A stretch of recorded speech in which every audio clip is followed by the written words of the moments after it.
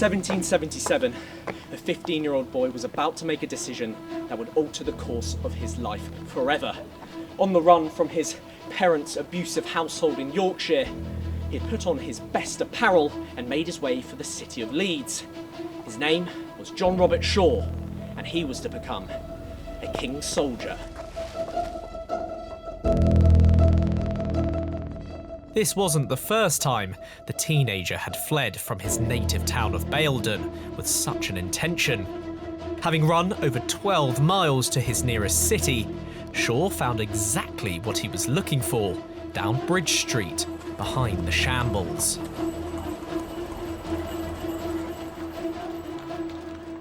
It may have been the fact that he was bored of his work, or didn't quite fancy working in a profession that would have likely seen him in a textile factory in the period.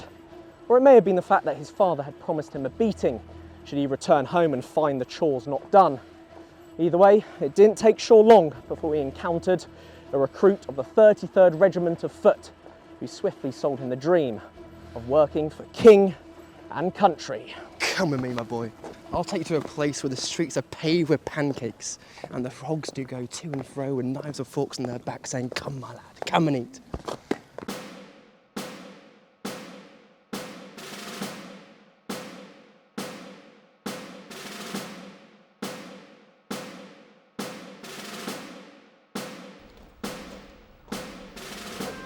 Yes, Conyard. Very good. Thank you, Conyard. Dismiss. Hello. Hello. Luke Tomes. I'm here to sign up for the 33rd. Right, Tomes. Tell me a bit about yourself then. Well, I am 26 years old. Now, obviously, John Robert Shaw was 15 years old at the time. Would we both have been able to get into the 33rd at those ages? What we're looking for in any battalion is we're looking for younger men first, but that doesn't mean to say the army at the time were all sort of 16 to 18-year-olds. Aspiring lads who have got the ability to grow and to fill out and to show promise were accepted. But ideally we're looking for 17 to 25 or thereabouts. So that's the sort of ideal Goldilocks range, is it? It's indeed, but there were older men. That's got to be mentioned as well. So many men in their 30s, and you get examples of men in their 40s and even their 50s being within the battalion.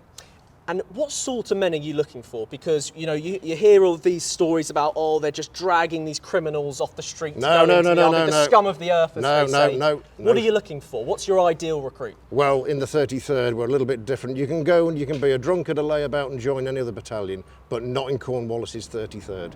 They were known for their discipline and the sober attitude. So we're looking for young men, as it says in the recruitment poster here. So if you look at that, it says we're looking for men of conviction of character, those who are slight and well made, which is good.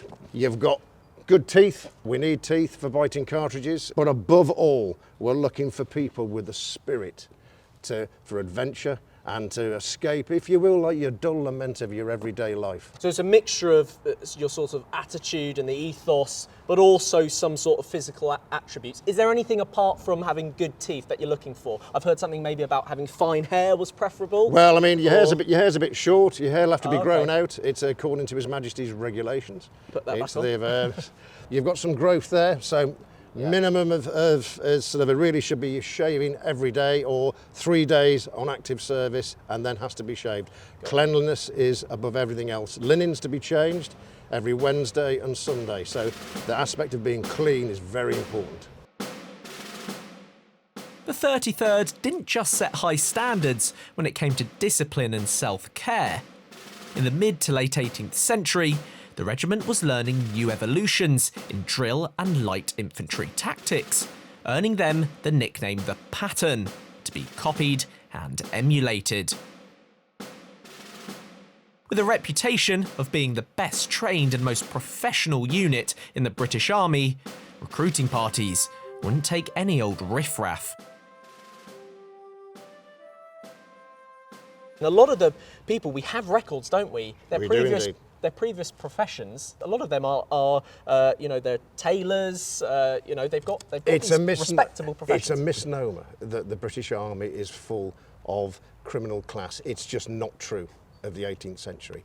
There were some occasionally, but it's the British soldier in the American War was a professional soldier. All these men behind me and all the men that went to America, they're on the average age of 27, about 15 years enlistment. So these are professional soldiers. They all come from a different story in all ranges of occupations. So yes, we've had tailors, we've had labourers, we've had hatters, potters, it's blacksmiths.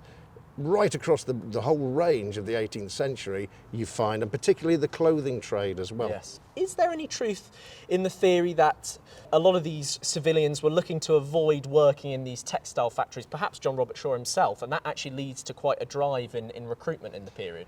There's some truth in everything. The Industrial Revolution, socially, the way England is developing at the time, particularly in the north of England, in the clothing trade. So you tend to start to see automation of weaving. So the old weaving occupations as such will start to feel that pinch, if you will. So you do see a spike in those occupations starting to enlist. It's not necessarily to escape, but it's an option. But remember, as I said to you, Luke, it's about the aptitude of spirit and the character of the individual who wants to be that professional soldier. Let's say I've made the decision already, I want to join the 33rd. What happens next? Do I receive any sort of remuneration? Oh yes, you certainly do. Recruitment parties will give a bounty. There's sometimes up to 7 guineas, and of course the obligatory shilling to drink the King's health. But this will be not so fast. Oh. This will be as much as you can probably earn in the period for some men in a year. So it's an attractive sort of opportunity. So you take that, your guinea, rest to follow, your King's shilling. You take that, and then you now start your journey as a recruit with the battalion, the recruitment party, and back to the infantry training depot, which is in Chatham. Well, can't wait. I'll follow you. All right then, come on then. Right, gentlemen, look lively. Quick, march! Whilst the 33rd was more than happy to make an exception for me, a likely more suitable candidate for the esteemed Grenadiers at my height of 6 foot, John Robert Shaw was certainly at the opposite end of the spectrum when it came to the calibre of potential recruits. Technically not old enough nor tall enough to be enlisted, the recruiting sergeant's captain, John Kerr, offered Shaw a shilling to go home and be a good boy and come to him in 2 or 3 years. Undeterred, Shaw threatened to join another regiment or enlist as a drummer, prompting Kerr to initially recruit the young boy as a waiter. Despite his undesirable position, far from his dreams of becoming an infantryman, Shaw at the very least had a foot in the door. But before he could make the full leap into the British Army, he had one more hurdle to overcome. Now, you weren't legally bound to the army until you had attested before a magistrate, essentially saying that you had signed up voluntarily. For John Robert Shaw, this was obviously of no interest. But even if you had fully enlisted, there was still a chance you could be bought off, out of the ranks, if an agreed sum of money was paid. And this was the fate that almost befell the 15-year-old.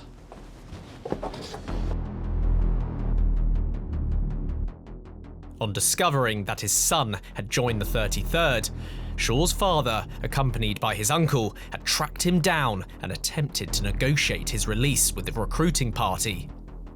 This was a tense moment. Reuniting with his son, Shaw's father begged the young lad to reconsider, but was met with the same response Shaw had given to the recruiting sergeant. "If you buy me off today, I'll re-enlist as a drummer tomorrow." Shaw's father gave in and departed in tears.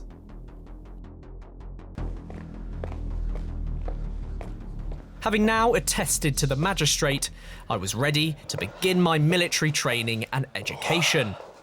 But before I was whipped into shape, I was due an appointment with a regimental tailor, James Graves.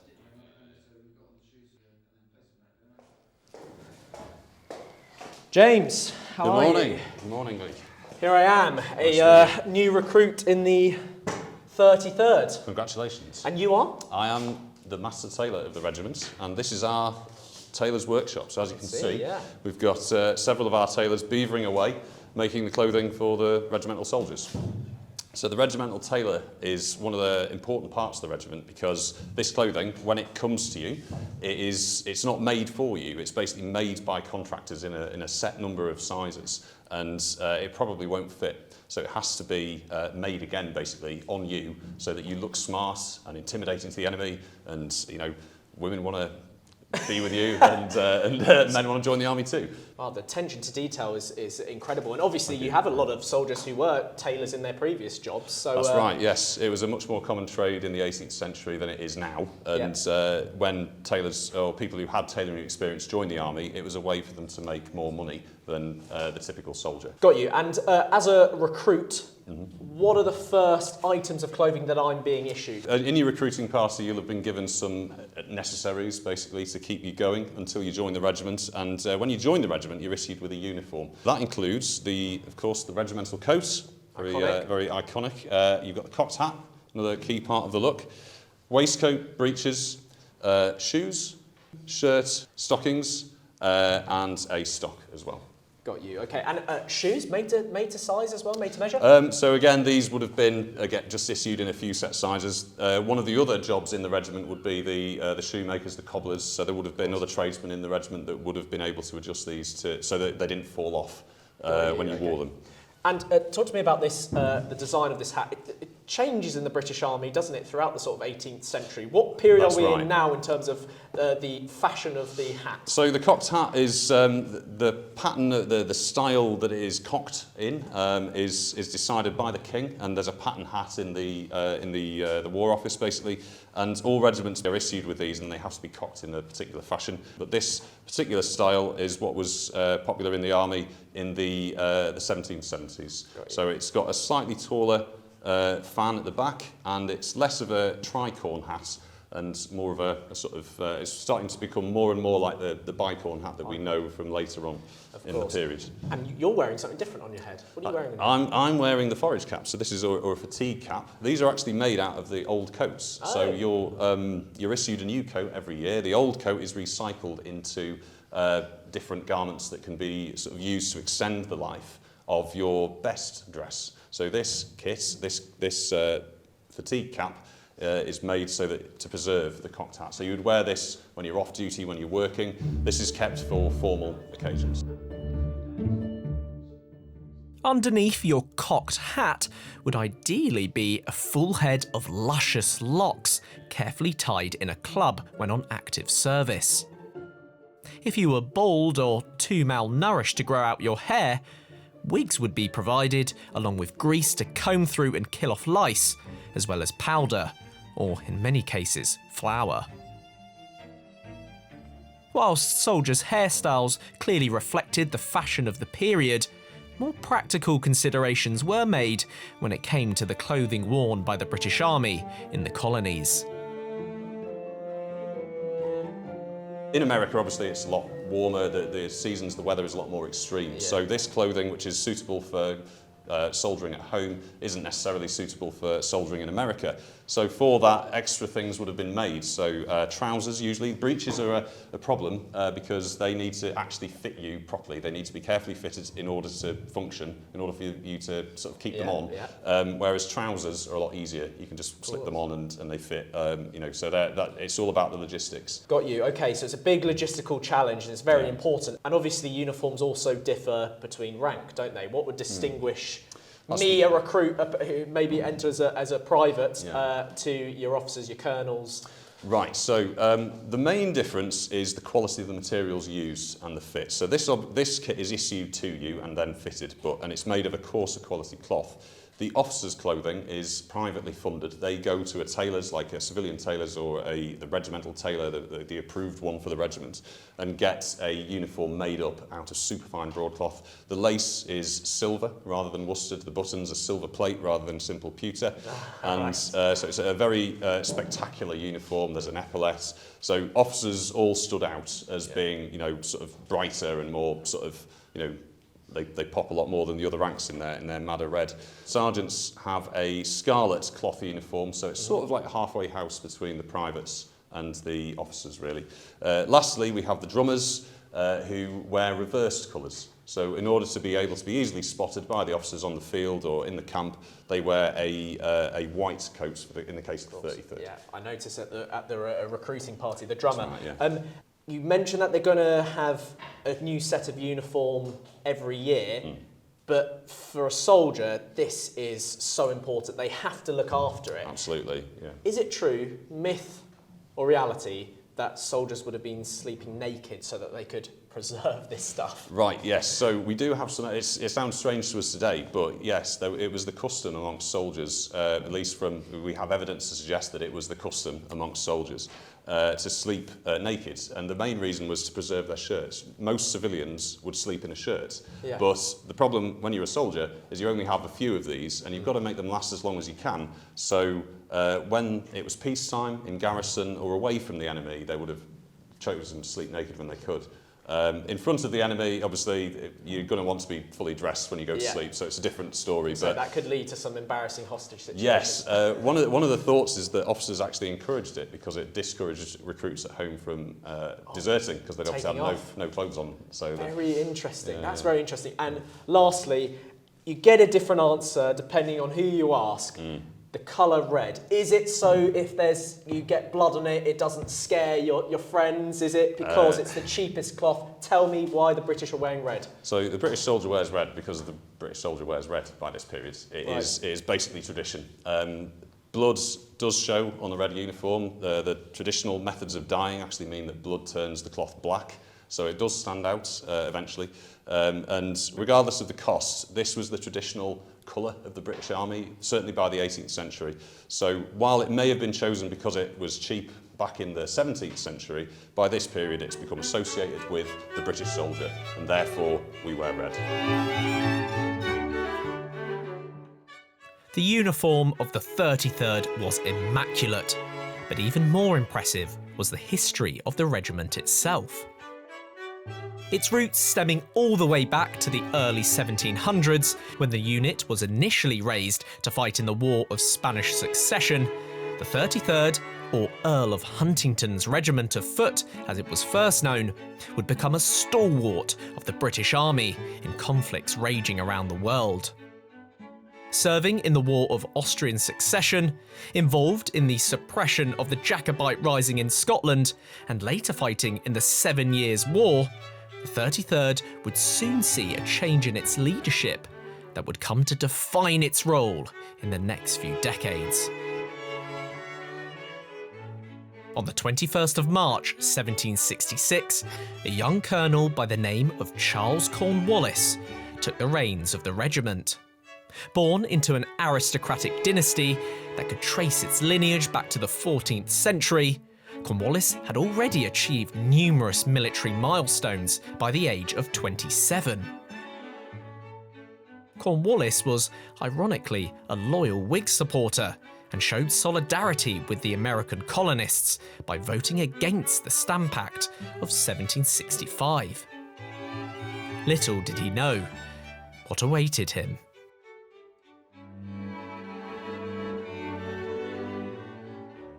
A stickler for organisation and discipline, Cornwallis quickly began to mould his unit into the pattern. With an upcoming review by His Majesty the King at Blackheath in 1771, Cornwallis was keen to show what he was capable of. As was I, as I made my way to the parade ground.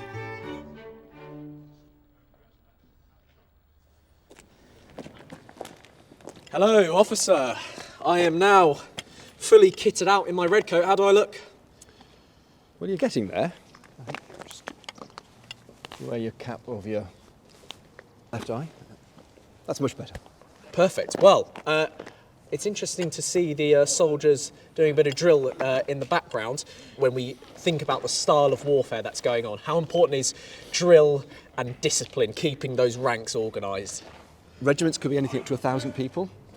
Just organising them is bad enough, but having to move them around in a hostile territory, deploying them into battle and actually engaging in warfare, you need a really robust system. Yeah. It can't be a system that breaks down under stresses. The men brought from all different walks of life have to work in unison. They need to understand the orders, they need to be able to hear their officers and NCOs' voices and recognise them so that they respond instantly to any commands that are given. And only when you've mastered that art are you allowed to progress on to having a firelock. Order! Firelocks! Move 1, 2, move 1, 2. For the drill itself, officers like yourself, do you have anything to go by? Is there any template of movements, or is there a manual of any kind? Yep, in 1764 the Army introduced its first manual for the whole of the infantry. This is the 1764 manual exercise. It brought together evolutions and firing, and soldiers were supposed to learn it by rote so that it became instinctive to them in any circumstances. It didn't cover everything, and so a business grew up with people writing treaties and manuals that covered all manner of different training, from the recruit right the way through to battalions and beyond. Regimental officers also introduced their own differences to the 1764 in the 33rd under Cornwallis, and it's what gave us the name of the pattern. And finally, Keith, Hollywood depictions of this period, we think of even Cornwallis, for example, colonel in this of this regiment, as these aristocratic, out of touch, really nasty characters, all the way down to the NCOs. Is that true, or is that sort of a myth of your hard-nosed officer and NCO as well? I think like Roger Lamb, who was a diarist in the 9th Regiment, talks about his worst time in the army was during his training when he had a really severe drill sergeant. But the army are aware that that wasn't the way to train and look after their men. Recruits were too expensive a commodity to waste and get them disillusioned with the army. Yeah. And so the officers and NCOs who were looking after the men were told to be calm, not to lose their temper, to encourage men to be good-humoured about the way that they performed and compliment them when they got it right, and not to be too severe when they got it wrong. And if NCOs were too severe, they could lose their rank. Oh, okay, so interesting. There's a little bit of man management going on there. Well, I must say, I'm slightly nervous to head over to the sergeant over there, but let's hope he's not one of those hard-nosed NCOs. Wish me luck. Good luck. So up to the shoulder, bring the firelock up to the shoulder, onto your left side. Oh, left side. That's it. Hold it just there. So we have what we call a fugleman. You're going to take your timings off this man here. Okay. Order firelock 1. Bring your hand across. Gun out only. Order firelock 2. Move it down. Order firelock 2. Order firelock 3. Place it on the ground. Good, so you're guiding it down onto there. It's muscle memory. This will take time to do. So as a squad, watching the fugleman for your counts, corporal counting the cadence. Ease, arms.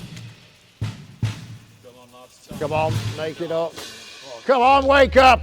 You're not supposed to be the new one. Malloy, see me later. Squad, stand easy. Clasp your hands in front. Squad, brace yourselves up. Do not move your hands. Parade. Bit faster there, Mr. Toms. Look lively. Squad, handle, arms. Now think about it. Shoulder, firelocks. Move. 1, 2. Move. 1, 2. Move. Dear Christ in heaven, Toms. What the bloody hell am I going to do with you? That was the bit I was worried about. You might as well join the American Army now. Right, that will come in time. Sergeant. Do not worry. Don't apologise to me. Shoulder, firelock. Christ. And all the bloody saints. Corporal, give this man some education. Get him out. Right dress. Despite my performance, the king was impressed. According to the Virginia Gazette, His Majesty was so pleased with the fine appearance of the men and the dexterity, as well as the readiness with which they performed some new evolutions and manoeuvres, lately introduced by their colonel, that he expressed a desire to see them go through the exercise again, and accordingly did them the singular honour to review them a second time yesterday morning in Hyde Park. The 33rd were reviewed once more at Plymouth a few years later by Major General William Howe, another man who was originally opposed to the King's treatment of the 13 colonies. Despite his favourable impression of the regiment, as more and more units were mustered in anticipation of a conflict across the Atlantic, he remained unconvinced that the British Army could conquer America. Nevertheless, he, like his beloved Colonel Cornwallis, would arguably play the most important role in a war that would alter the course of human history.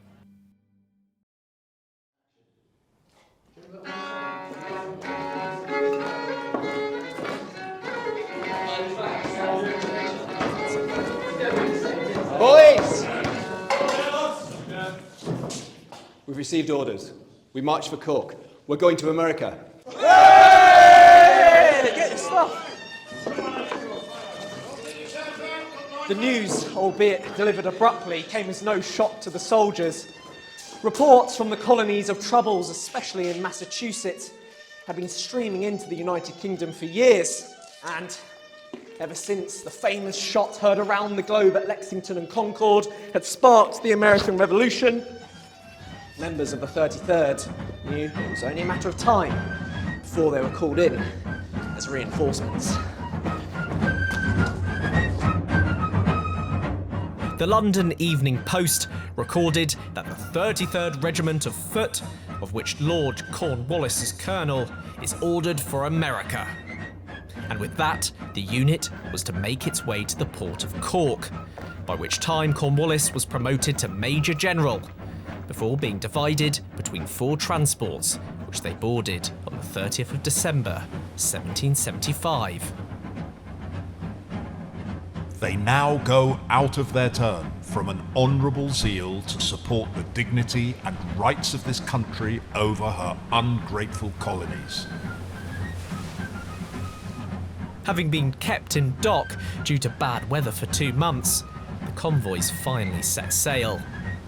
Diseases were a worry on these long passages, but even more of a concern for officers was the possibility of men deserting. If the fear of a major conflict wasn't enough to unsettle some men, the prospect of a long and arduous voyage across the Atlantic in winter, confined to a small transport ship, would tip men, in some cases, quite literally over the edge. A soldier whose name was Brooks leapt off the forecastle into the ocean. The vessel in a moment made her way over him. The fear of punishment was the cause for this desperate action. We were met with a violent gale of wind at southwest, which dispersed the whole fleet and forced back into port several of the transports and storeships, disabled and distressed.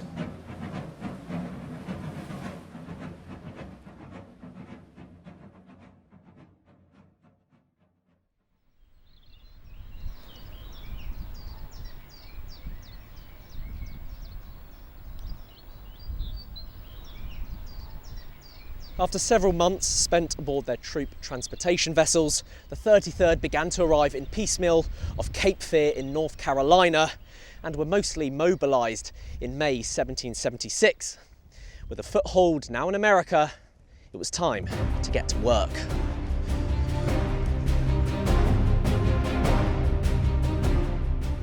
Before I could do anything on the front lines, I'd need to become well acquainted with the equipment and weapon I'd be carrying into battle.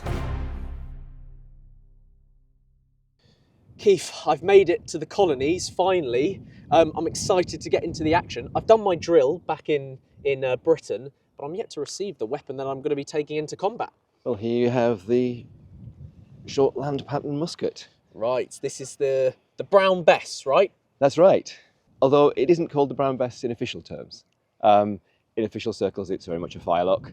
The Brown Bess as a name came in around about the 1760s, so by the time of the American War, it was in popular use. Mm-hmm. There's been a lot of research done into why it was called the Brown Bess, but I guess it explains why the official circles don't use it, because in the period, it was actually a term for a common prostitute.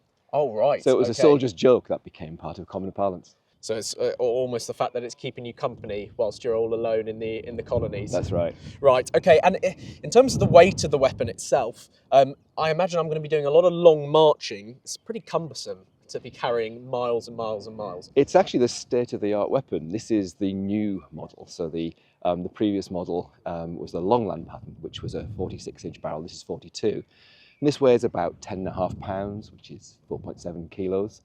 And actually, you get quite used to it very quickly. Your muscles build up when you're in training.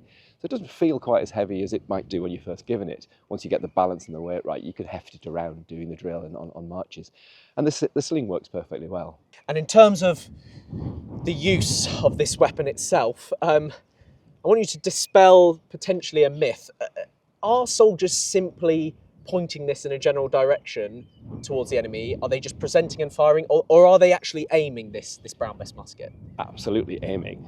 Even in peacetime, soldiers were taught to use the ball cartridge and shoot at marks. Okay. Once war was in the air, powder became more plentiful, and so live ammunition was shot much more often.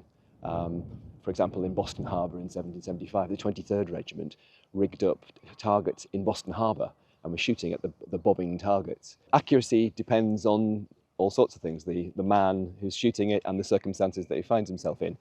A trained soldier who can aim a shot individually is going to do far better in shooting than a raw recruit in a line firing a volley in the heat of battle. Later on, after the war, they did tests on the firelock and found that at 100 yards, about 50% were accurate. At 200 yards, 30%, and at 300 yards, about 20%. But it's still quite a reasonable rate for a smoothbore weapon. Well, I fancy my chances. I've been fast-tracked into the army somewhat, but I think I'll also need a bit of a crash course in this weapon. The principles of loading. So a round ball cartridge from the pouch. Okay. On your side, so if you take that out appropriately. Yep. Bite the top off. Get your paper out, that's it. Couple of good slugs in the priming pan, shut that pan down, and then cast your piece about. Got the rest of your charge of your powder, pour that down the barrel. Okay. Obviously they'd be doing this at a lot quicker speed than I am right now. Oh yes, yeah. Then obviously the ball will go in there. I'll pop your paper down in that, it's got to act as wadding, and that's going to firmly seat the ball down onto the bottom of the barrel. 1, 2, 3. Make sure, can you feel it down the bottom? I can feel it down the bottom. Take the rammer out and pop it back into the housing. Here we go. You're loaded. We're going to ready to fire on the command. Okay. Happy? Yeah. Okay.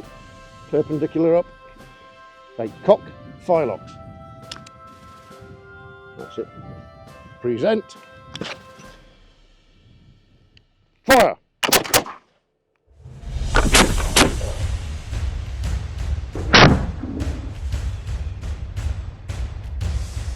On the 11th of May, General Henry Clinton, second in command of the British Army in North America, authorised a raid upriver to be conducted by the 33rd, 37th and Light Company of the 44th. This would be the regiment's first taste of military action on American soil. The target was Kendall Plantation, home of a Continental officer and senior North Carolina revolutionary. During the seizure of the plantation, rebel forces skirmished with the raiding party, resulting in 2 men killed and several wounded. In the darkness and confusion, a sergeant of the 33rd was also taken prisoner. In response, the plantation was torched, with the owner's freed slaves assisting in its destruction.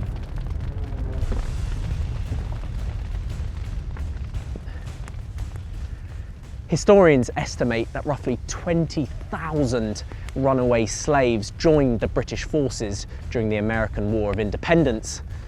The experience of the Black Loyalists represents the largest exodus of North American slaves before the Civil War.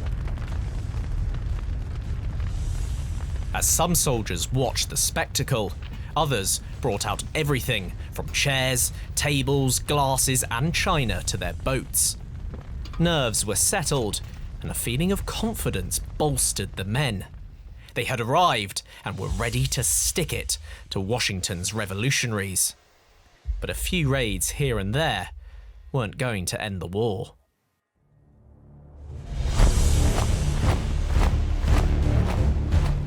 The first pitched battle for the 33rd would see them fight to drive the rebels out of the city of New York. Having launched an unsuccessful campaign to seize the port of Charleston, leading some officials to question the unit's capabilities, the Pattern was keen to prove itself as an effective fighting force. They were transported via the South Expeditionary Fleet up to the vast encampment springing up on Staten Island. More than 30,000 troops, supported by over 400 ships offshore, prepared to attack rebel positions on Long Island. Order! With a force significantly outnumbering Washington's, General Howe's strategy involved a surprising flanking maneuver. While a portion of their forces engaged the Americans in a frontal attack, Howe led a nighttime march with the bulk of his army, including the 33rd, through the Jamaica Pass, a route left unguarded due to intelligence failures within the Continental Army. At dawn, the British emerged behind the American lines, trapping them between Howe's forces and the frontal assaults. The resulting battle was chaotic, both for the Americans and the British, especially the 33rd. Despite small encouraging engagements, Washington's army would not hold out. The Continental Army would soon be overwhelmed by the enveloping British forces and would suffer heavy casualties. Around 1,000 Americans would be killed, wounded or captured, while British losses were comparatively light, with the 33rd actually taking the worst of the lot. Aside from snatches of sleep during the pauses in the march for an hour or two, Captain of the regiment's Light Infantry Company, William Dancy, and his men had been awake for 30 hours. They were exhausted.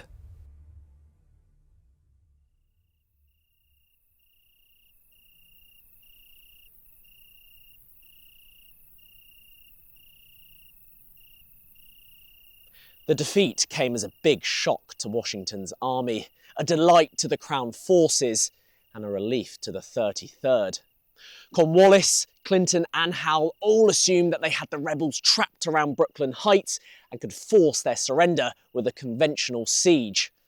It was at this moment, when most of the Redcoats thought that the war was won, or many of them were taking the much-needed opportunity to get some shut-eye, that Washington conducted his daring escape.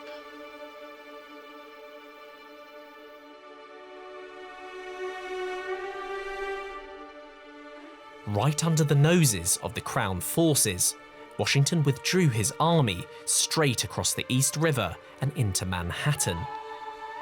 Many question how the British let this happen. Some put it down to the British strategy of outflanking enemies rather than launching costly frontal assaults, and hence why they left no men directly in front of the remaining Continental forces. In that case, where was the Royal Navy? Here the elements offered a helping hand to the rebel army. A north wind prevented the British ships from patrolling the river, and a dense fog settled over Brooklyn at daybreak, allowing Washington's force to complete their escape across the river into New York at 7 a.m. Spirits were still high though, after Washington's escape became apparent, with many soldiers, including John Robert Shaw, who was still in England at this point, remarking on the success of Cornwallis's regiment. We had an account of the Battle of Long Island, and of the gallant and soldier-like behaviour of the 33rd Regiment, for which, as a mark of distinction, an additional riband of the orange colour was bestowed. Newspapers such as the Gazette and New Daily Advertiser were also impressed with the glorious behaviour of the 33rd Regiment in their engagement on Long Island. The war, in the minds of many men, including those in command, was almost done, and their enemies had scarcely a better view of their own prospects. A few more run-ins followed, until Washington withdrew his forces further into New Jersey. Howe continued his pursuit, crossing the Hudson in mid-November, only to find many of the positions he had prepared to fight for left completely abandoned.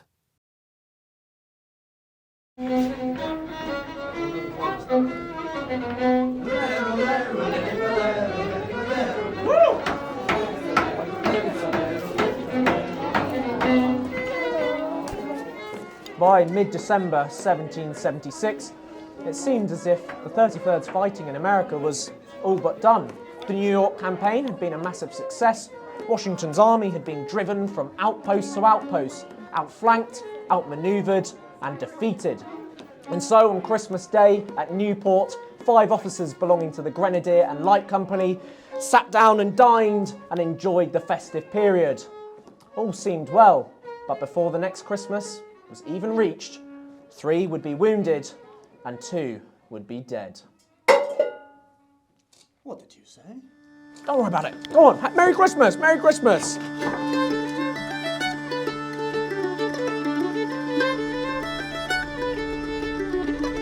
That same evening, Washington had crossed the Delaware and shot the British with victories at the Battle of Trenton and Princeton. Making use of local revolutionary militias, Washington adopted a mixed strategy of avoiding pitched battles and hit-and-run raids. By 1777, the British-occupied area of New Jersey was becoming an increasingly dangerous place to be.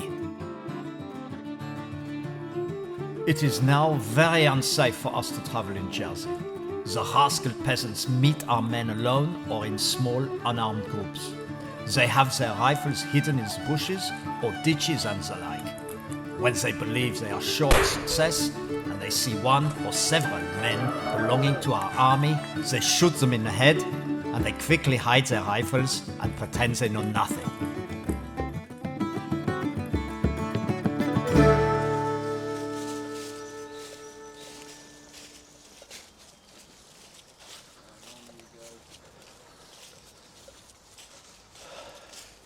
So, Robbie, Yes. it's 1777. We've just come off a pretty good victory at the Battle of Long Island, and we now find ourselves in the woodlands of New Jersey. Would you say that at this point in the war, the Redcoats are feeling pretty optimistic? They think the war could be over soon. Absolutely. The end of 1776, they win a major victory around New York. The Continental Army is almost destroyed. It's driven into Pennsylvania over the Delaware River. And morale is high because the army thinks that come the end of winter, the start of spring, 1777, they're going to finish off Washington's army, wipe out the remainder of the Continental Army, and the war will be won. And that doesn't really go to plan because in December, at the end of December, the Continental Army starts a counterattack, wins a string of large skirmishes essentially, that really shows the British that the war isn't over and actually things are really just getting started. Yeah, and it's at this point that the British encounter what we could call partisan activity, local militias that are giving them a bit of trouble in the woodland. Have they experienced that kind of warfare before? To an extent, yes.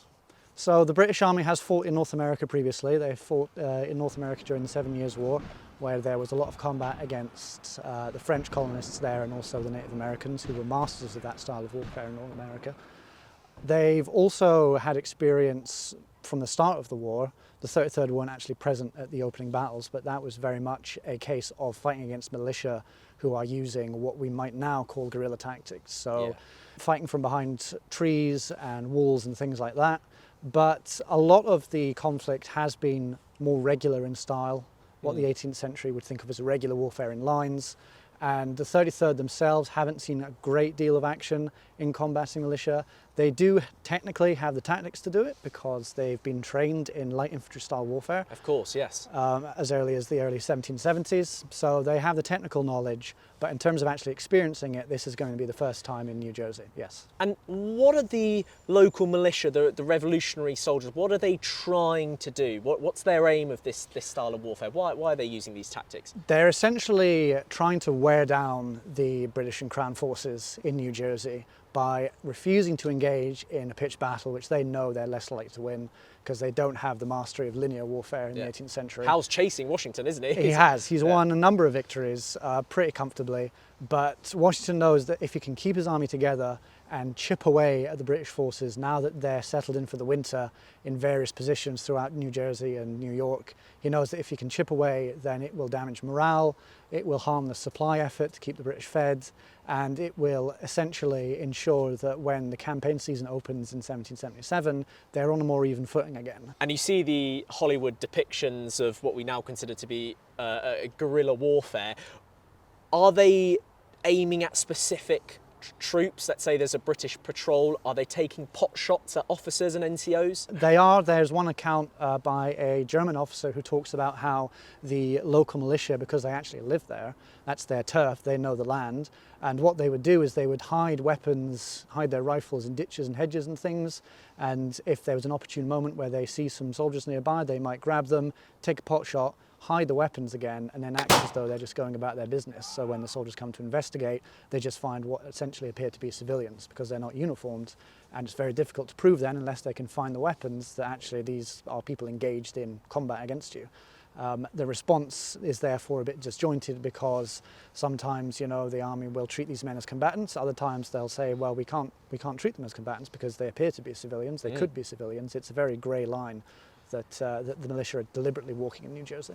And they've got to be careful because we often forget not everyone they see in the colonies is necessarily against them. They've got a lot of loyalist supporters, haven't they? Yes, exactly. And actually loyalists are very distressed by what happens in New Jersey. There is a senior loyalist officer who's from New Jersey, and he writes with some despair that he's heard stories about looting and burning and pillaging that's been done by British forces that become frustrated with the rebel activity, the militia activity there. And so there isn't necessarily a great deal of differentiation between loyalists, revolutionaries and the neutrals. The vast majority of people don't want to be involved in the war either way, but if the war is happening in their area, then they will likely be caught up in it. The difficulties in determining who was friend or foe began to slowly drain the morale of the Redcoats and drove many soldiers to question the army's broader strategy in quelling the rebellion. Moreover, those in command could do little to suppress or conceal the realities of the war effort, with a rampant rise in reporting and access to broadsheets. Back in Britain, it takes about a month for reports to come back from the colonies. How is the war reported? Do soldiers read the broadsheets? How do they hear news? Does the ordinary civilian know what's going on day to day?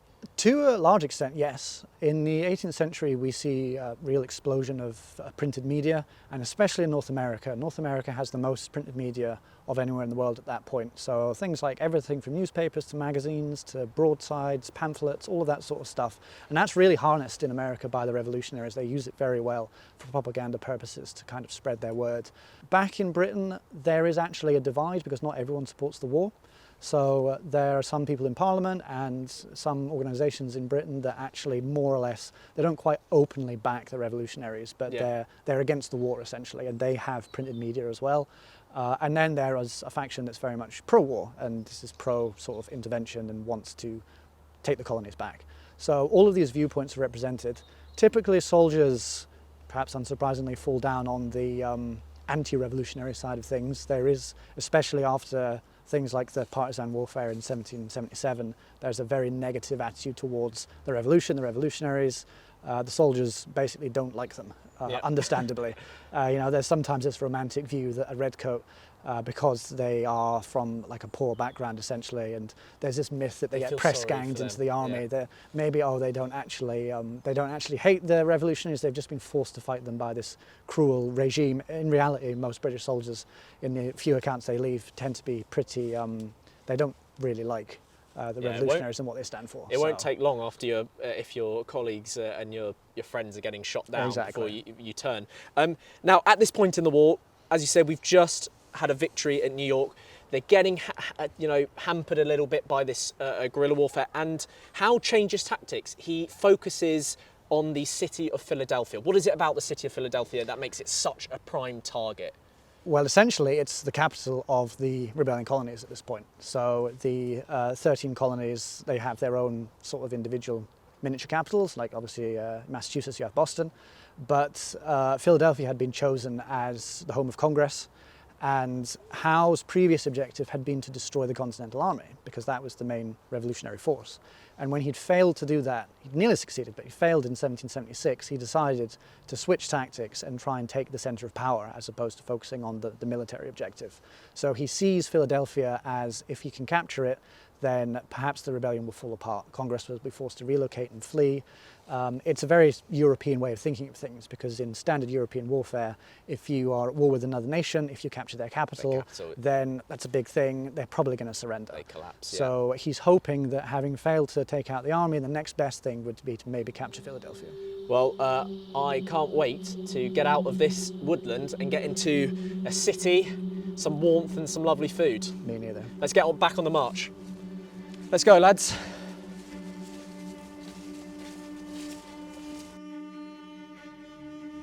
Having initially anticipated the destruction of the rebellion in 1777, Howe soon began to despair, losing hope of ever drawing Washington's Continentals into a battle of annihilation. He now fixed his hopes on capturing Philadelphia, seat of the rebel Congress, a blow that would surely snuff out the revolution's spark. South of the city ran the River Brandywine, which the Redcoats would have to cross to reach their target. It was at one of these passages, over the river, that Washington decided finally to plant his forces, ready to take on Howe's army.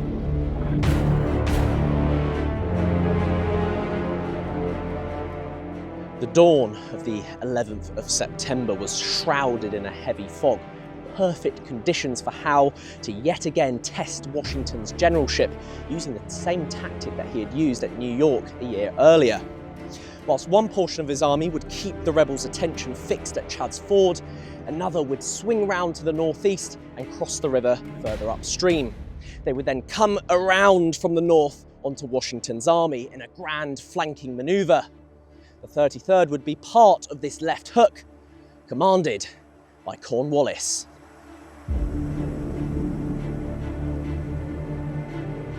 Setting off at daybreak and covered by the fog which slowly lifted, Cornwallis's force was soon ready to swing round to the south and bear down on the Continental Army.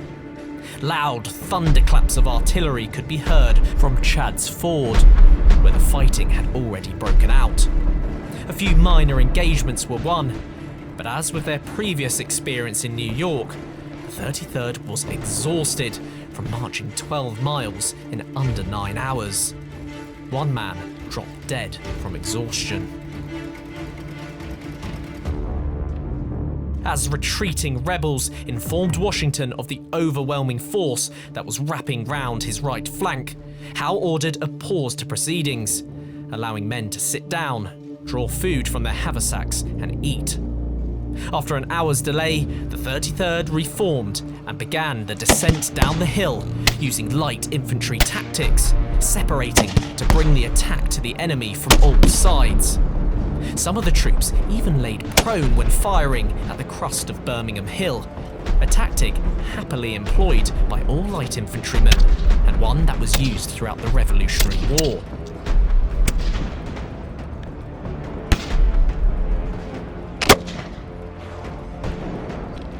It was at this point in the battle that Dancy was shot in the thumb.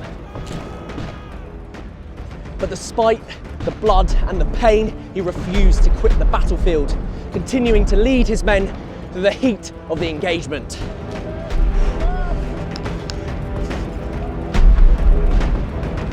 Both sides of Washington's right flank were crumbling, and crumbling fast. With a combination of artillery fire and successive bayonet charges, Major General John Sullivan and Adam Stevens' troops were forced to evacuate.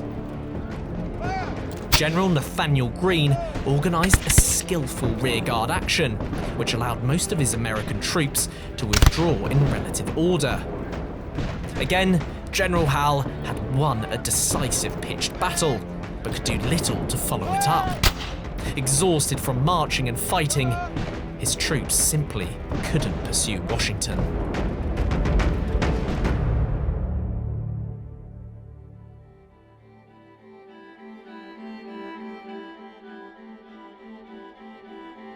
Despite the failure to completely annihilate the Continental Army once and for all, on the 26th of September, Cornwallis led British and German grenadiers, accompanied by cavalry and artillery pieces, into the city of Philadelphia. The soldiers marched through the streets to the sound of God Save the King, whilst the main army occupied the nearby village of Germantown. The city was to be spared, with many inhabitants fearing its destruction, although rumours abounded that the rebels themselves had intended to burn it. Rumours also spread that the British Army operating on the northern end of the Hudson had suffered a great defeat, although others claimed the commander John Burgoyne had had a great success. Whilst all these tales were debated, the 33rd remained in Germantown.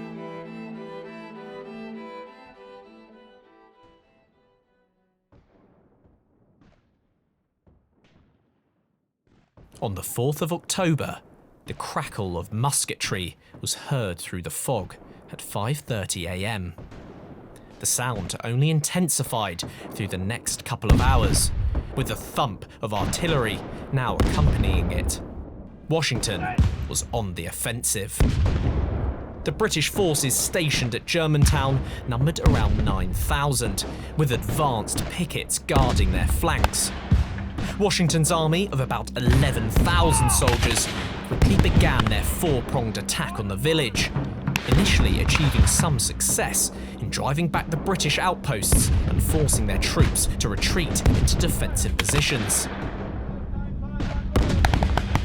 However, the smoky and foggy conditions led to miscommunication, and friendly fire incidents caused the assault to falter near the Chew House, a stone mansion fortified by British troops under Lieutenant Colonel Thomas Musgrave.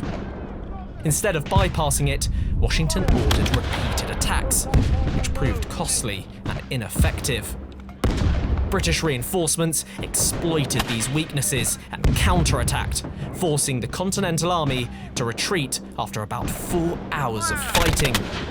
The Americans were slowly driven out, suffering approximately 1,000 casualties. Washington had suffered yet another spectacular defeat.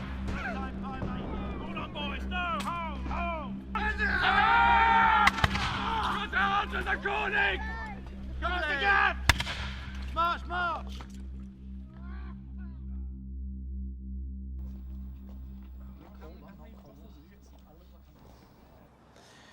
With the victory at Germantown, the city of Philadelphia was now secure, but the 33rd had paid a heavy price for their efforts.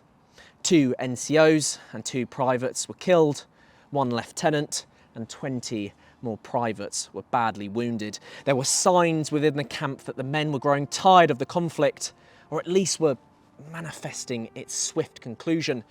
As Captain Dancy states, "I look upon the glory of this war over. I have been at the beating of the rebels in 2 general engagements and have seen their capital taken." But in spite of the victories won, the end was nowhere near in sight. What's more, there were rumours that the British were about to come face to face yet again with an old foe.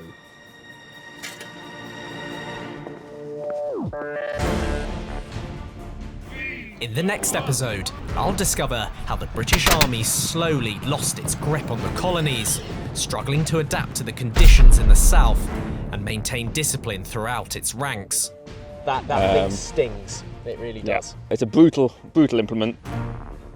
With a combination of more first-hand accounts and hands-on experience, I'll be exploring the dangers to life on and off the battlefield for the pattern. Fluxes, fevers, agues, yellow fever, cholera. More British soldiers died in America of disease and illness than any rebel-led Orang. how they maintained morale in camp, Women were allowed to go along with the troops. They could probably give as good as they got. and why Washington was to achieve the ultimate victory and the United States of America was born.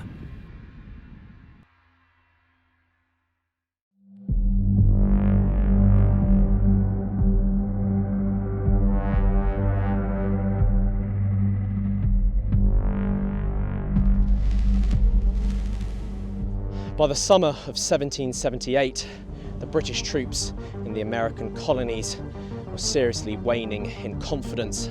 Some men had been here fighting in the war for 3 years or more, and what did they have to show for it? A few victories, some territory gained, but at the cost of thousands of dead soldiers and an enemy now rejuvenated, having joined forces with a formidable ally.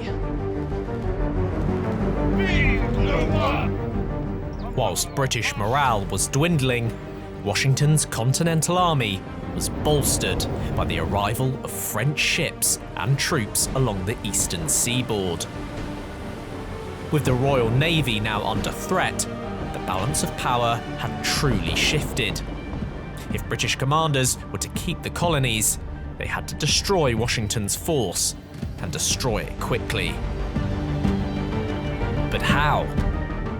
In the second episode of our two-part series on the American Revolution, in collaboration with Survive History, I'll continue my journey with the 33rd Regiment of Foot, the Pattern, as we continue the fight to protect Britain's empire across the Atlantic.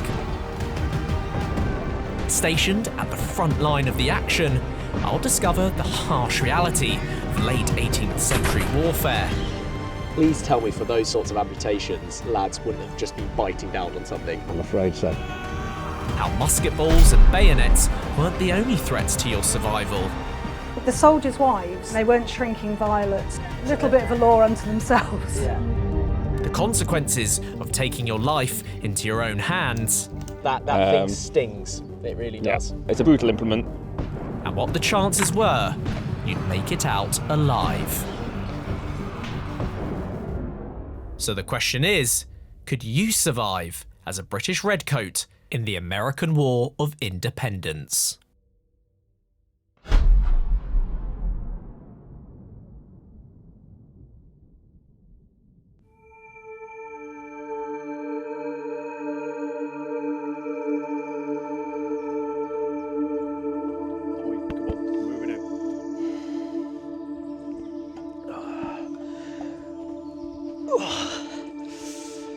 After 8 months occupying the city of Philadelphia, the decision was finally made to move out of the city by a certain Sir Henry Clinton, the new Commander-in-Chief in North America.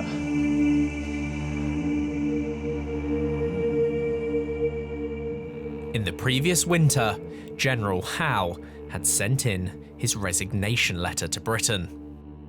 No support from the government was his primary reason. By April 1778, a replacement had been found. Henry Clinton, a veteran of the 7 Years' War, already with great experience in the colonies, having commanded alongside Howe in the victory at Long Island, assumed command of the British Army, with strict orders to strengthen areas under British control, despite receiving a smaller number of reinforcements. With the French now having entered the conflict, as many as 5,000 troops were even removed from Clinton's disposal and relocated to protect the islands in the Caribbean. The first task Clinton faced was to move his army out of the former seat of Congress. Nothing had been yielded from the occupation, with the legislative body functioning perfectly well elsewhere, and the threat of a French expeditionary force landing further north threatening New York. The new commander's hand was forced.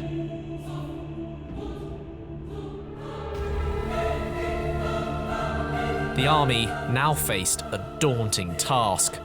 Heavily encumbered by its supplies and baggage, it had to attempt what Howe had deemed impossible in 1777, a 100-mile overland march between Philadelphia and New York. Progress would be slow and methodical. The 33rd formed part of one of the Army's 2 total divisions, some 10,500 individuals, including 350 female camp followers. No one could have possibly known what was in store for them. The 33rd spearheaded the march alongside the Jaegers and the pioneers who worked tirelessly to make sure the route was navigable. Behind them came the infantry, cavalry, artillery train, baggage, cattle, and the 5th Brigade, who acted as a rear guard. And they marched for days, first in torrential rainstorms and then in the excessive heat, with temperatures sometimes exceeding 38 degrees centigrade. Men were dropping down all the time and dying of heat exhaustion.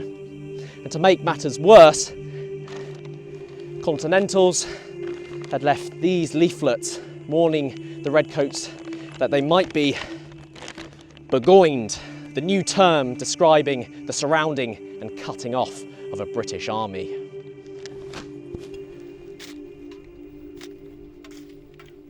Many men fell and lost their lives miserably because of the intense heat and due to the sandy ground which we crossed, a pathless brushwood where no water was to be found on the entire march.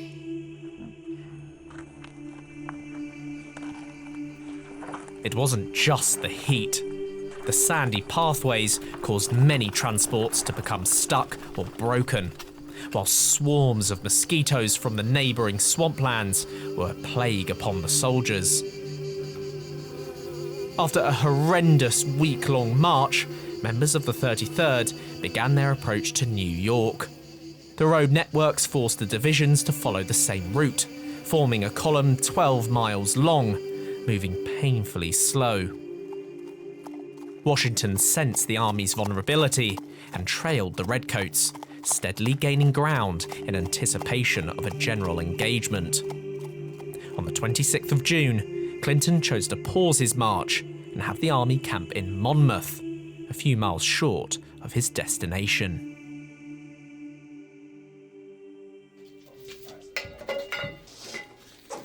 Oh, hello. Hello. I've just come off from a absolutely gruelling march and I am in desperate need of some sustenance. Tell me, what's on the menu? You've come to the right place. So, soldiers' diet varied hugely depending on time of year, where you were in the world, and what was available. But what we've got here is a good selection of the sort of things that soldiers would expect on home service. And at the very heart of the ration was a pound of meat, which we can see just here. We've got a pound of fresh meat, so that would be a daily ration of daily beef. ration, okay, that's quite generous. And then you'd get a pound of bread as well. We have oatcakes, which was used as a supplement to the bread ration, often used as part of the recruiting pool. You know, joining the army, we keep you fed. And at this point in the war, obviously they've still shipping in food from Britain, but at some point, especially when it comes to these long marches, they're going to have to forage a little bit. They're going to have to live off the land, as they say. How does that affect the diet? What kind of new foodstuffs are the British soldiers eating? Well, the army was very keen that the soldiers were supplementing their meat ration with vegetables. Once we get to America, step this way, obviously local produce plays a lot more of a role. Potatoes in various forms were very common. Often we think of the white potato that we're used to today, but what we would know as sweet potatoes were common. And then we've got maize, and there's accounts of soldiers using their canteens and punching holes in them and using it to grind the corn to create essentially a corn meal. But once they're in the Americas, one of the things that they actually realised was that they became very reliant on supplies from Britain. And that transformed the fresh meat and bread ration to what was known as salt rations. So what we've got here, instead of fresh beef or mutton or pork, is a salt pork ration. This has been packed in a barrel in salt and salt brine, maybe some months possibly even years old. We're in a period before refrigeration, so salt is the main preservative, or simply drying the food. So that takes us to the equivalent bread ration. So here we can see ship's biscuits. Feel free to have a try. I have tried a few of these before. I know they're going to break my teeth. Yeah, it's just so you've got to dip it in something. Another interesting preserved food stuff is this. This is portable soup, dried essence of beef. And this was hugely popular because it's obviously very light and could be purchased privately. So an officer may well take in stocks of this. And all you do is add boiling water and it turns into beef stock. And it was used as a basis of soups. It was particularly popular with invalids. And you would obviously then supplement that with local vegetables and any other things that were available. So it's basically like that's the first thing when I smelt it. It just smells like a stock cube, essentially. Exactly. So it seemed the Redcoat soldier had a slightly more balanced diet than we might expect, mixing army provisions with local produce. Once the ingredients were supplied, a designated cook within each mess of between 5 to 10 men would make the meals for the soldiers, all to be washed down with the popular rum ration, a tot or two within a 2-pint canteen of water. It is estimated that from 1777 onwards, the British Army in North America was consuming over 360,000 gallons of rum a year.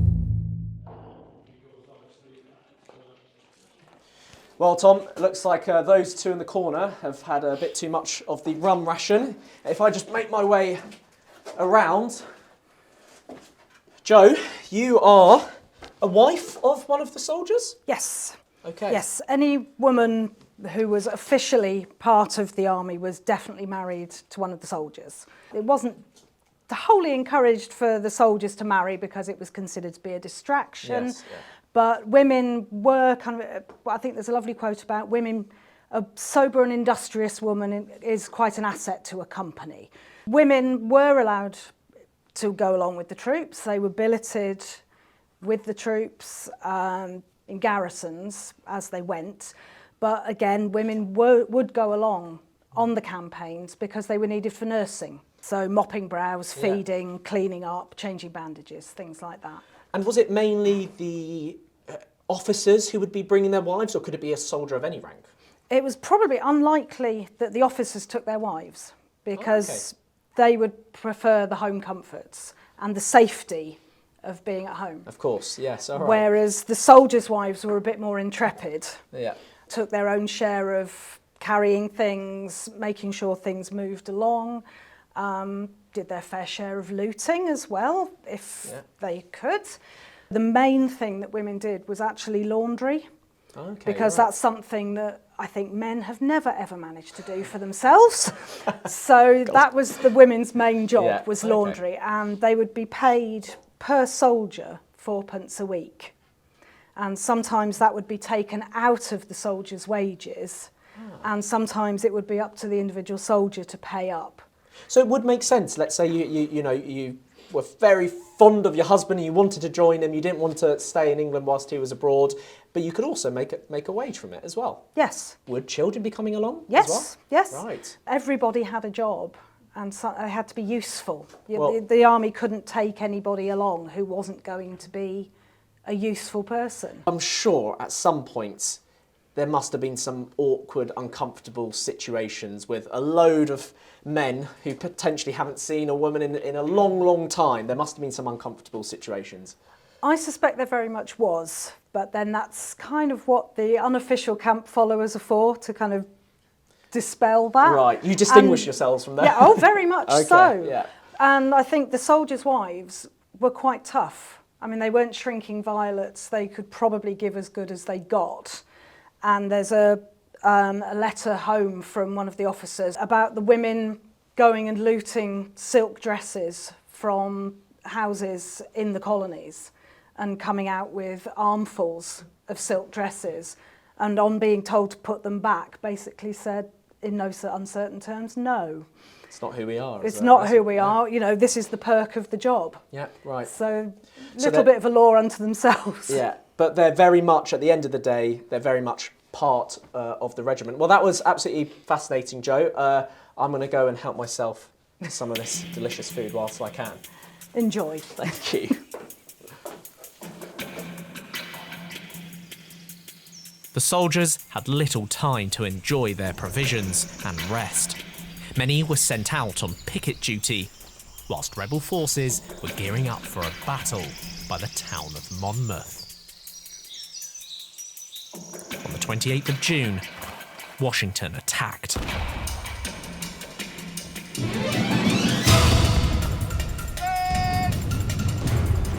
For the units engaged, the fighting was intense. A British newspaper spoke of soldiers spent with heat, thirst and fatigue, claiming that they had expended from 80 to 90 rounds in a short time.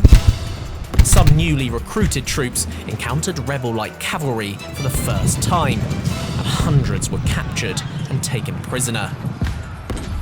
Captain Dancy was close to becoming one of them. I had a very narrow escape from being taken prisoner with my whole company.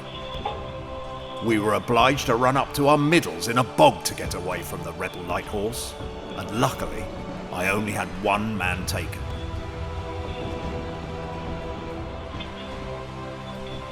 Neither side could claim victory in a battle which would be the last major engagement in the Northern Theatre for close to 2 years.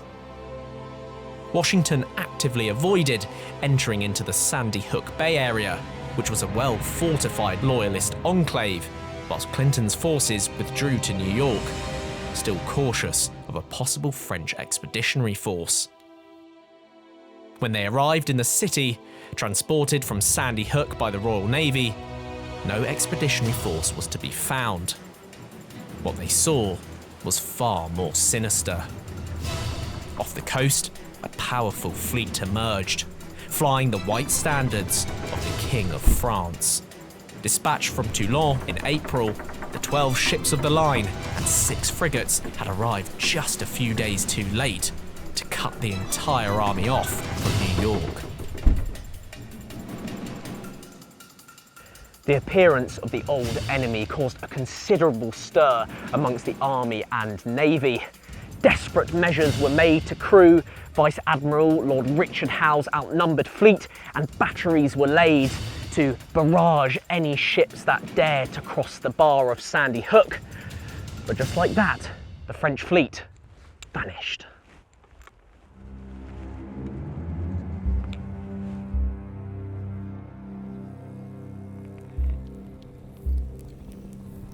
The abrupt disappearance of the French was something of an anticlimax, but the encounter was sure to send shivers down the spine of the Patton. The next year would be considerably quieter for the 33rd, with only a limited number of skirmishes and operations. But for many, the war was really now starting to take its toll. Whilst men such as Dancy longed to be reunited with their partners back in England and lamented the war's interruption of his plans to marry, others became disillusioned with the conflict and soon began to disregard the rules of war. A young John Robert Shaw, who had been recruited into the 33rd and had finally reached the colonies by 1778, was yet to witness combat of any kind until the night of the 27th of September. After learning that a small force of roughly 100 Continental Army dragoons were billeted in barns along the road at Old Tuppen, a British force led by Major General Grey surrounded the area in the dead of night, entered the farmhouses and put the rebel soldiers to the bayonet before they could fully awake. The scenes were horrific, as John Robert Shaw, one of the soldiers of the 33rd who arrived as the bloody business was coming to a close, described in his memoirs. As we approached, the shrieks and screams of the helpless victims, whom our savage fellow soldiers were butchering, were sufficient to have melted into compassion the heart of a Turk or a Tartar. Tongue cannot tell, nor pen unfold the horrors of that dismal night. Some were seen having their arms cut off, and others with their bowels hanging out, crying for mercy.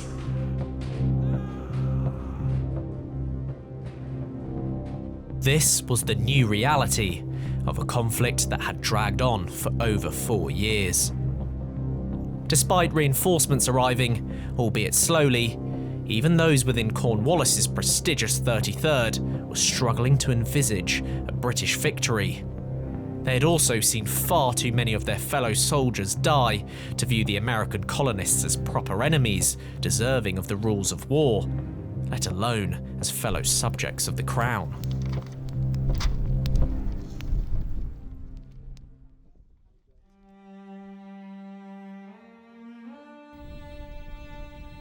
The year of 1779 had seen the 33rd hold fort in New York and wait out a potential counterattack by Washington's Continental Army.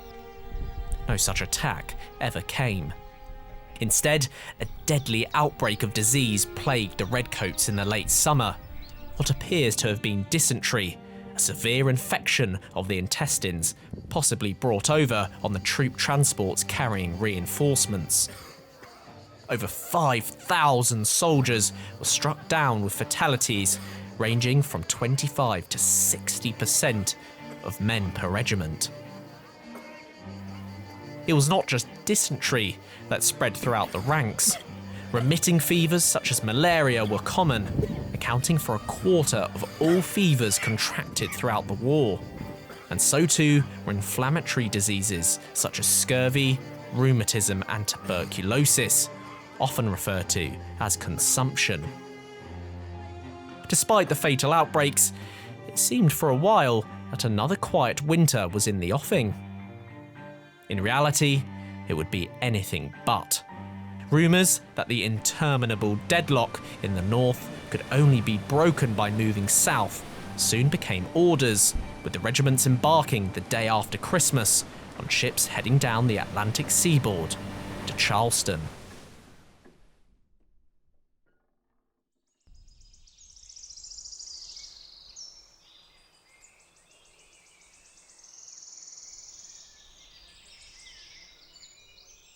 Having intentionally landed south of the port of Charleston in the winter before successfully besieging the city in the late spring, Cornwallis was ordered to chase after retreating Continentals making their way into South Carolina. Now, whilst the conventional thinking at the time was that the British could turn the southern colonies into loyalist enclaves, Clinton didn't share the same strategic priorities. He truly believed the only way to beat Washington was through a battle of annihilation. Washington was not in South Carolina. He was further north, and so Clinton left once again with the bulk of his army to the vicinity of New York. But he left Cornwallis behind with instructions to continue to oversee the expansion of royal authority in the south. Also left behind the 33rd Regiment of Foot. Cornwallis's first target was the largest settlement in South Carolina's interior, Camden. A trade hub located beside the watery river, it was earmarked to become a vital supply base and staging post for further Crown forces' expansion west into the uplands. The area was key strategically, possessing good communications with numerous wagon roads built to service the plantation economy, as well as a large number of rivers and streams that could be traversed by boat. It had to be secured. Again, as spring turned into summer, disease yet again hindered Cornwallis's army. Smallpox, malaria and other fevers infected numerous regiments, leading in some cases to as many as 1 in 3 soldiers being taken out of action. The climate in South Carolina had reduced Cornwallis's already small fighting force to levels that would leave them extremely vulnerable to rebel attacks.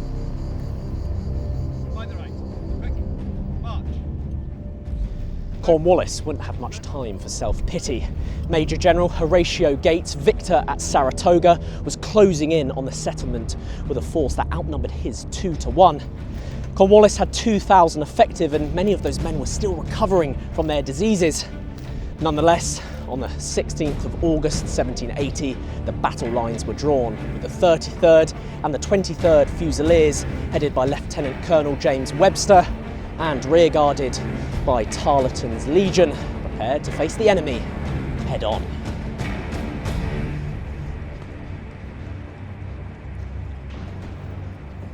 Both leaders ordered their troops to attack, thinking their opposition had yet to fully deploy. The 800 or so strong 33rd Regiment and 23rd Fusiliers advanced rapidly towards the 2,500 soldiers in the Virginia and North Carolina militia. Continental artillery opened fire on the advanced Crown forces using case shot, blasting cylinders of musket balls like giant shotguns, cutting down large numbers of redcoats. The enemy surpassed us, our artillery, and threw in horrid showers of grape. This chiefly fell on ours and the 33rd Regiment, and were cut off amazingly. Despite taking large casualties, Webster's force continued. The opposing militia were under instruction to reserve fire until they were given the command when the redcoats were firmly in range. Unnerved with the rapid approach of the 33rd, one member of the militia, William Gibson, panicked. I can state on oath that I believe my gun was the first gun fired.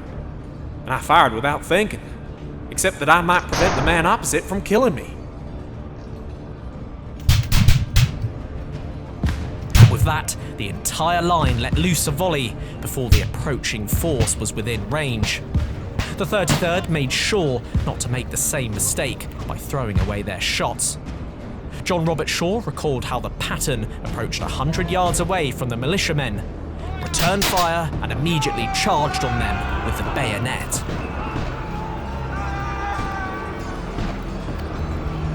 Having never used their bayonets before, the militia fled almost instantaneously. In fact, so eager to flee from the battlefield, Gates noted that many actually ran into the British. The impetuosity in which they advanced, firing and huzzaing through the whole body of the militia was such a panic that they generally threw down their loaded arms and fled in the utmost consternation.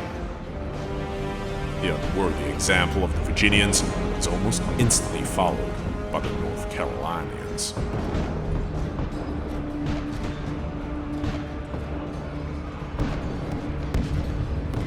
With that, the American left wing started to collapse.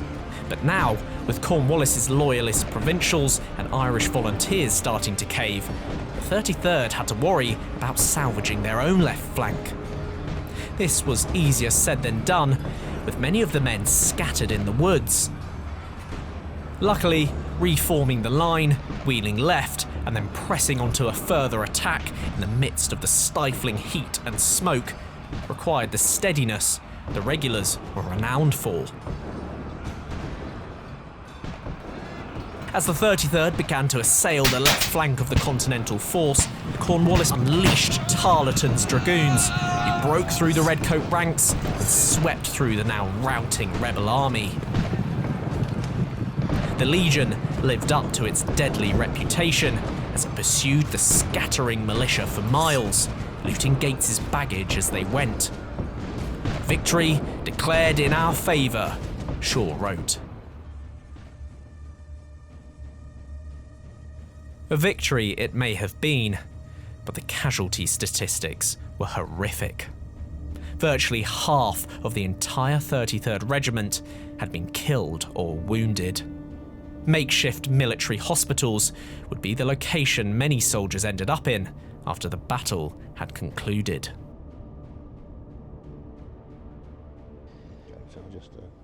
So we're going to need to go to the surgeon. Sergeant. Hello. Battle of Camden. a monumental victory, but It certainly was. It's the costliest in terms of casualties for the 33rd throughout the entire war. Absolutely, it's their glorious day and their deadliest day. It's 15 killed in action, 75 plus wounded. Wow, and you know, those numbers might sound sort of insignificant in modern warfare, but back at the time, in terms of battalion sizes in the south, they're losing men every day. That's a hugely significant percentage. Absolutely, the battalion size would normally have been, if it were 650 or thereabouts, but they're down to about 200, 220.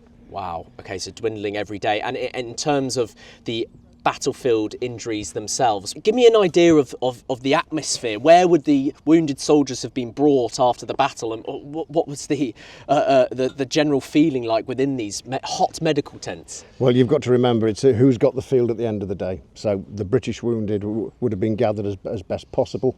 Very rudimentary regimental aid posts, I suppose, would have been set up. Men brought back on blankets, and then into the camp. The wounded are being dragged in by their comrades onto the blankets and ready for the regimental surgeon and mates to see. You can imagine the smells itself in the tents is going to be pretty nasty. The battalion was in a particularly bad way.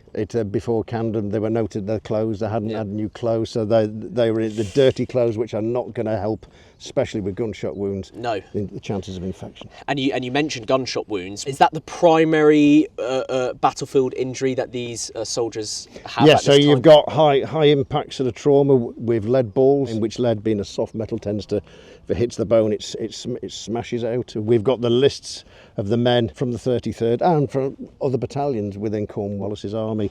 This particular example there, Private Humphrey Johnson, he was a young lad, 17. We know he was hit in the thigh with a musket ball. We know afterwards he actually survived, probably as he's got age on his side. But this would have been, first of all, probed by the surgeon, probably with a finger in to feel that if bone had been splintered. The real danger here, Luke, is filthy, dirty clothes, rags being pushed in.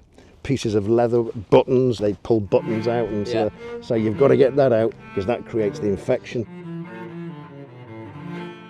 With almost half of their entire regiment either killed or wounded, it was imperative that the soldiers received urgent medical attention. But what exactly could be done in terms of treatment on campaign in the late 18th century? And in terms of the treatment for these wounds, does it depend on the type of injury? Was there any pain relief at the time? Yes, there is pain relief, but it's limited. Remember, we're in the Carolinas. Cornwallis is moving fast, so each battalion has its own regimental surgeon and mate. It's not medical treatment as we would perceive a battlefield trauma casualties in a modern day. Pain relief, we've got Ordelum. It's a more for opiate type basis, generally reserved for officers and higher class. So the young soldiers don't get access to the best pain relief? That wound would not be, he'd been given any pain relief. That would be probed, and then if it needed amputation, then if he's lucky, if it's to spare, he could have a draft of something, but generally it's biting on a leather. Wow, I was going to say, so no pain relief, no antibiotics, no sorts of... It doesn't exist. You can see how dirty your hands are. Yeah, and you mentioned amputations. They would have been fairly common throughout the war? Absolutely. They knew straight away, particularly with limb trauma, arm or leg, if a bone was shattered, it was pretty useless, so the surgeon would then declare to amputate.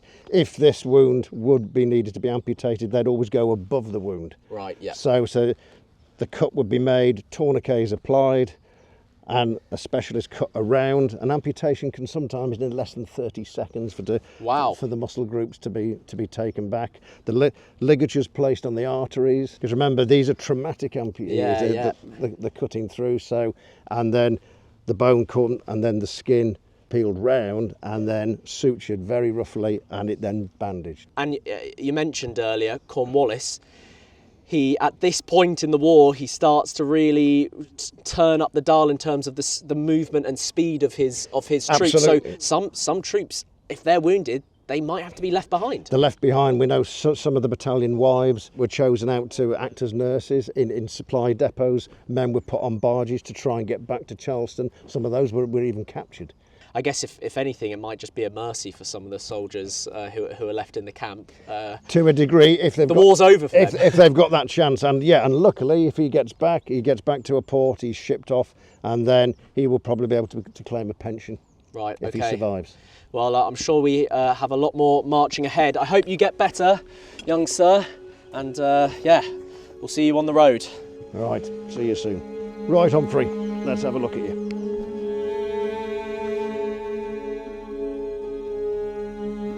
Rebel militia had captured over 106 soldiers, being moved down to the PD River to receive treatment at Georgetown. When left unguarded, these men were easy prey for the partisans who constantly shadowed Cornwallis's army.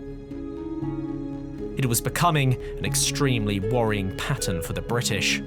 Hard-fought victory in pitched battle with a large number of casualties sustained, no capitalisation on the result. Cornwallis was hamstrung by the sick and wounded and could lead no successful pursuit of Gates's army. How many more battles could this army endure? More importantly, with a simple law of averages, how many more were they likely to win?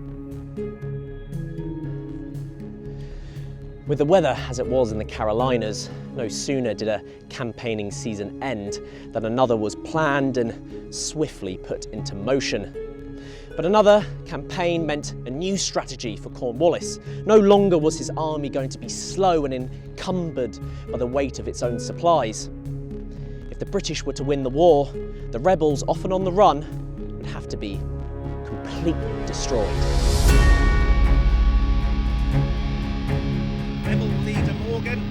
This new strategy commenced with the dispatch of Tarleton to chase down partisan commander Daniel Morgan, who had been sent by Nathaniel Greene overseeing the southern department of the Continental Army to threaten the British line of supply. Itching to follow with the main bulk of his army, Cornwallis had to wait for fresh troops. New recruits, led by Lieutenant Colonel Alexander Leslie, who had commanded a raiding force down from New York to Virginia to divert attention from Cornwallis's army struggling with fever in the late summer. By the time Leslie had finally reached the general, disaster had struck. An overly eager and brash Tarleton, convinced as ever in his own abilities, had hunted down Morgan and thrown himself against the rebels' combined force of militia and Continentals without waiting for Cornwallis. The result was the Battle of Cowpens, where Tarleton's command of just over 1,000 men was routed.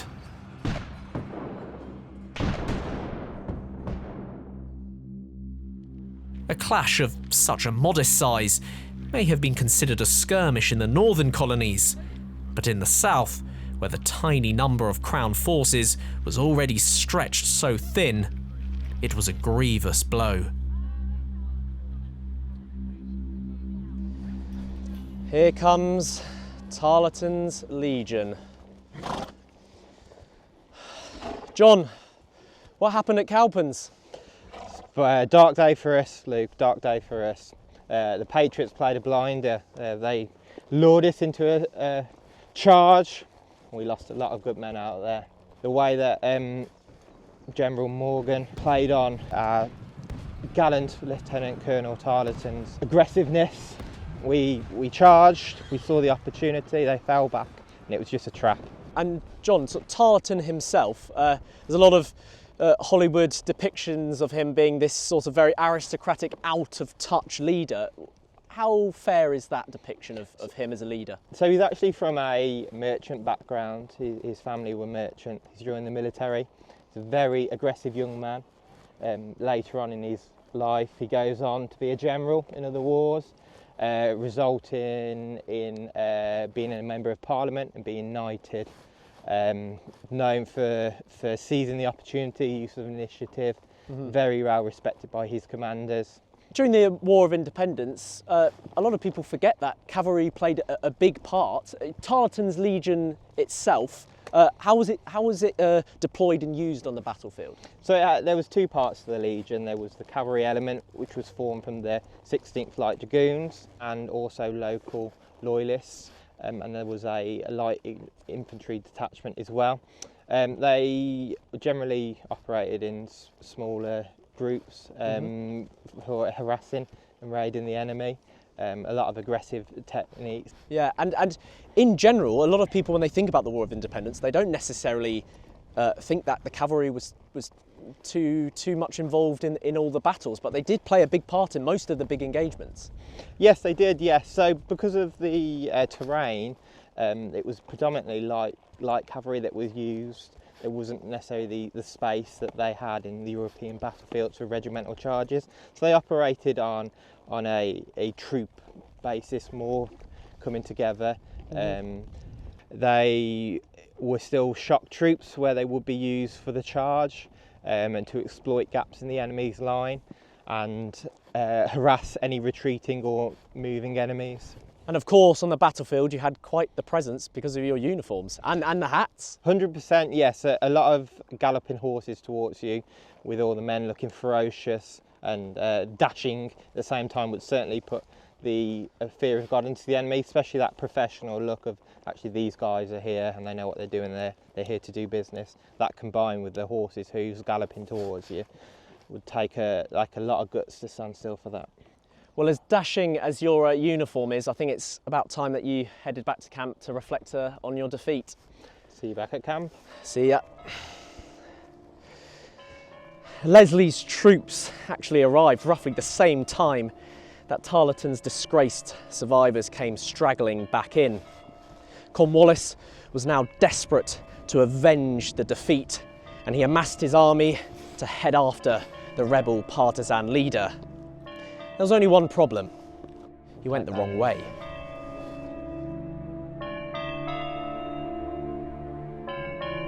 In hindsight, it was a far more critical error than the general could have ever imagined. Believing that Morgan was circling south, the Redcoats were ordered over Buffalo Creek and the Little Broad River in pursuit, whereas Morgan, in fact, headed over the Catawba and into western North Carolina. Even after Cornwallis realised his error, Crown forces could only manage a pace of 72 miles per week, compared to Morgan's 100 miles in 5 days. Desperate times called for desperate measures. An increasingly frustrated Cornwallis was desperate to avenge Tarleton's defeat at Cowpens, but unfortunately for him, he was about to engage in an ever more agonising strategic game of cat and mouse. Morgan was evading his army entirely, and Greene was tactically retreating up into the relatively safe haven colony of Virginia. In order to get there, he'd have to cross the Dan River. Cornwallis intended to stop him, but in order to do so, he'd have to speed up.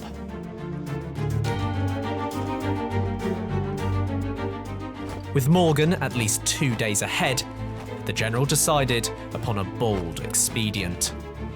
To convert his army into a light, highly manoeuvrable and agile striking force, he ordered the baggage train to be torched.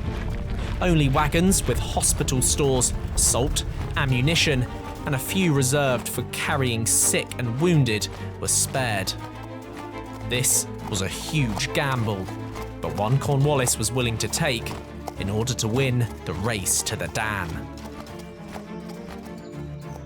Men were warned that the delivery of provision would be very irregular.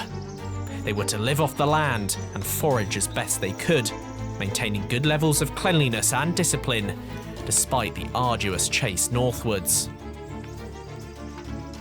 The Redcoats followed the rebel trail for weeks, crossing the Catawba late in January and the Yadkin early in February. The 33rd were occasionally met with rebel militia resistance, trying to slow the pursuit, and found settlements abandoned with only a handful of loyalists left, extremely sick in jails, with barely any water or provisions to survive.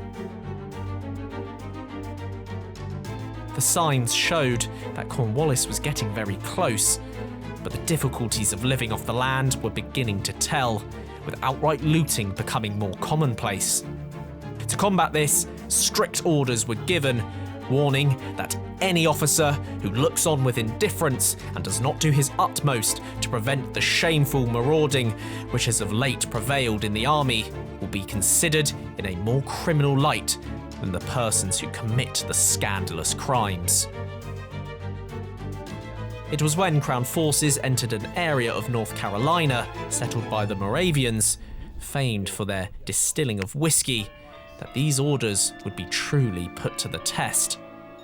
One day in early February, John Robert Shaw and the 33rd pitched up for the night near the settlements of Salem, Hope and Bethabara. Oi, give me some over here, mate.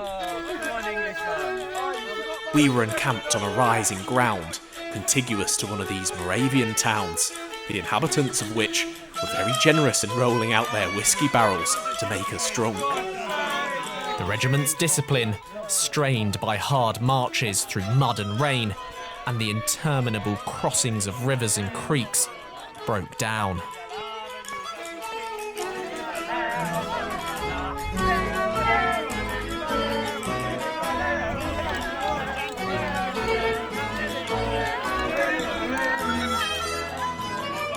There were not 50 sober men among us. We had suffered much for a want of drink, as well as through fatigue.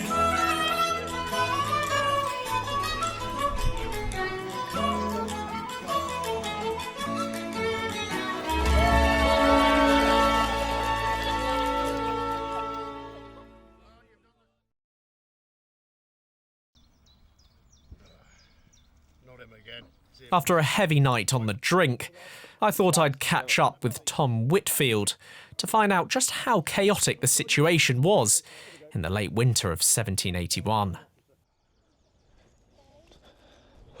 Morning. Well, Tom, some of these men, they've been fighting in the colonies for close to 5 years. They're going to let their hair down occasionally, aren't they? Occasionally, yeah. You know, it's hard fighting they've been doing. It takes its toll, so the men have to, they have to take a bit of time to themselves, have a bit of time off, and they do that in a number of ways. The soldiers' favourite pastime, it's always been, and you'll know yourself, is drinking. Yeah, I know from last night. Yeah, drinking, smoking, anything that you can sort of get your hands on, and just to take the edge off for a minute, and then have a bit of R&R time to yourself. In terms of mixing with locals, we were partying a bit with some Moravians last night. How often did soldiers out on campaign actually mix with the locals and engage with them? I think it very much depends on sort of the nature of the campaign. As you say, last night a few Moravians were out and about. We were in New York, for example. We're in Philadelphia. Yeah. It all merges into one of these big cities. But yeah, you're bound to bump into people. You're bound to sort of be interacting with the local populace. Some of them are friendly, some of them less so. It's completely mixed bag. And I can imagine mixing with locals, mixing drink with soldiers who have been together for years and years in a hot climate. There's gonna at some point be some bust-ups. It's a really masculine community. Is sort of army life. It is a community, and it does take. There are women, there are children, there are locals, but you're spending all day, every day, essentially with the same bunch of lads, and tensions are going to flare. So there's quite a famous account from a soldier in the 33rd, John Robert Shaw, in which he gets into it with a fellow, with one of his comrades. He comes away and he goes to the sergeant and he says, "Sergeant, look, I've had a bit of a set to with your lad." And he said, "Look, you're going to have to go and you're going to have to fight him. No way. You're going to have to fight him, and you're going to have to make him, respect you. Also, otherwise, he's not going to respect you. Prove your masculinity. It's almost proving masculinity. It's sort of, it is that, very much that. Yeah, absolutely. Right. Okay. At this point in the war, Cornwallis is becoming increasingly frustrated. He's lost the race to the Dan. Green has managed to cross it.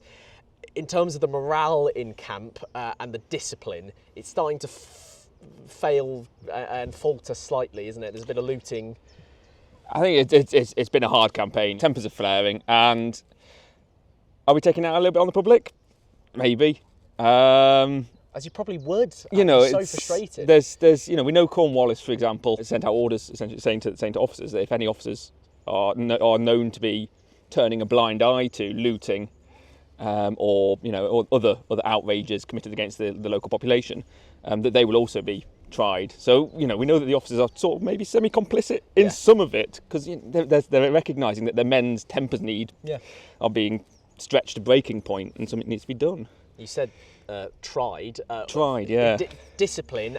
What are the punishments for looting? I suppose it depends what the crime is, but say some soldiers were looting, and in some cases they're deserting as well. What are the punishments for that sort of behaviour? The maximum punishment, obviously, that the army can award is death, but it's not common, and punishment is meted out by the regimental court-martial system. So there is a balance. It's not just on the spot executions, but by and large, your most common punishment is flogging. It's the drummer boys lashing you while you're stripped to the waist. What are they lashing you with? They are lashing you with one of these. Oh, Jesus! So this is the cat o' nine tails. Very simple device. Used in the Navy as well? Used in the Navy as well. Yeah, that thing stings.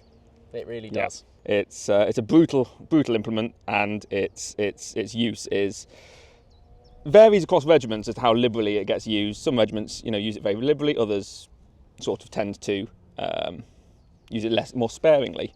And we know, for example, that quite often if a man is sentenced to be flogged, sometimes it's commuted. So the commanding officer of the regiment or the court martial will say he's flogged, but extenuating X, Y, and Z. So he's broken the law, but X, Y, and Z extenuating circumstances. And either it gets carried out partially or more, or sometimes cancelled altogether. The 33rd suffered roughly 100 desertions over the 8 years they spent in North America, a figure largely in line with other British regiments during the war. There were cases like that of William Walsh, who deserted to join the Continental Army. Others chose to simply disappear into the countryside. In the case of John Robert Shaw, you mentioned him earlier, he actually does desert at one point. What do we know of his final days of the war? He does switch sides, doesn't he? He does. Well, by his own account, he gets captured. He goes out foraging. It's been a long campaign, and the men are hungry and they're tired and they're thirsty, and so he goes out to try and augment his diet, his living, with another soldier. And while they're out there, they run into a troop of American dragoons and get captured. Now, Robert Shaw, according to his account, he's not hugely cut up by this.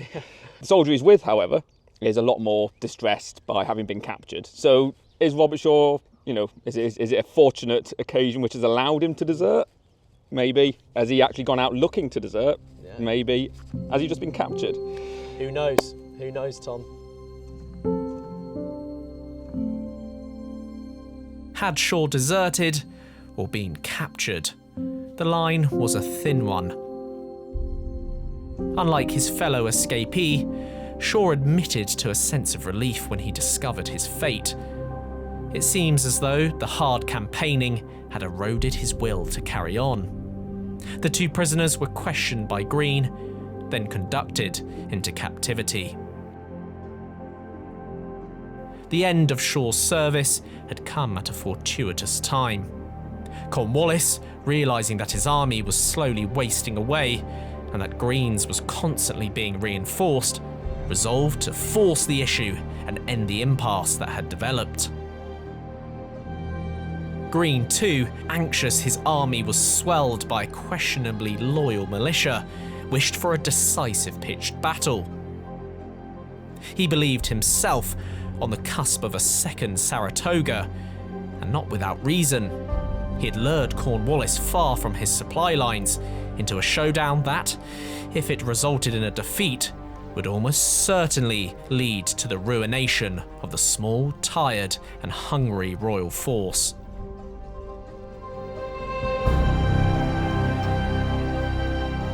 On the 15th of March 1781, Cornwallis's men formed their line at Guildford Courthouse, having marched 4 miles from the west at daybreak when they verified Greene's position. The deployment was organised with tranquility and order, and both sides braced themselves for a long and bloody battle. Again, the 33rd found themselves in the woods to the left of Cornwallis's flank, with the 23rd beside them, commanded by Webster. Opposite them was a line of militiamen, occupying some rail fences at the far side of the fields adjacent to the woodland. When arrived within 40 yards of the enemy's line, it was perceived that their whole force had their arms presented and resting on a rail fence, the common partitions in America. They were taking aim with the nicest precision. At this awful period, a general pause took place. Both parties surveyed each other for the moments with the most anxious suspense. Nothing speaks until Colonel Webster came forward in front of the 23rd Regiment and said, "Come on, my brave Fusiliers." This operated like an inspiring voice. They rushed forward amidst the enemy's fire. Dreadful was the havoc on both sides. The 23rd and 71st suffered heavily from the militia's fusillade, but returned fire and charged with bayonets.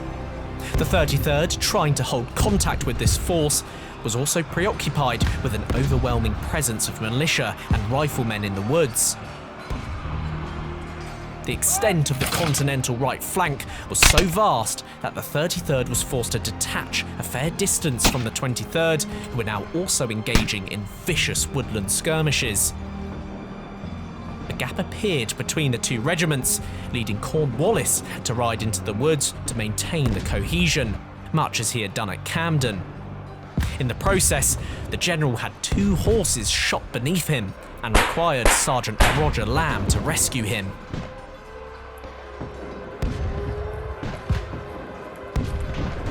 Fierce fighting raged on as the 33rd continued to show great bravery, employing their bayonets to clear the trees of riflemen and push them eastwards. As they emerged from the woods for the first time, it seemed as though 2 pieces of enemy artillery had been left exposed without protection. These hopes were painfully disabused as multiple regiments of Virginian and Maryland Continentals appeared and fired a deadly volley, initiating a retreat of the Redcoats. It was at this point that Webster was struck by a musket ball straight through the joint of his knee. He screamed for his men to lie down to avoid the case shot fired by Samuel Finley's battery. What ensued was one of the most ferocious moments in the war. Both sides looked to press home the advantage, but were repelled by enemy volleys. Eventually, more units joined the epicenter of the battle, and a grand melee broke out. All soldiers fighting with bayonets, sabres, and in some cases, fists. With more and more Crown forces joining the scene, and a heavily disputed claim that Cornwallis was happy to see his artillery fire into the mix of soldiers, Greene pulled his troops away.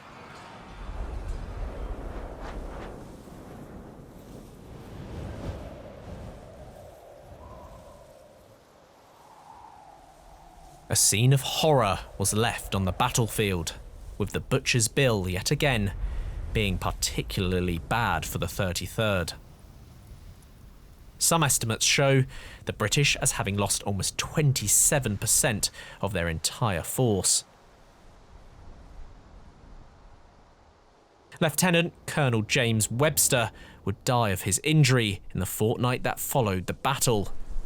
When Cornwallis learnt of his death, the general was struck with such pungent sorrow that, turning to himself, he looked at his sword and emphatically exclaimed, "I have lost my scabbard."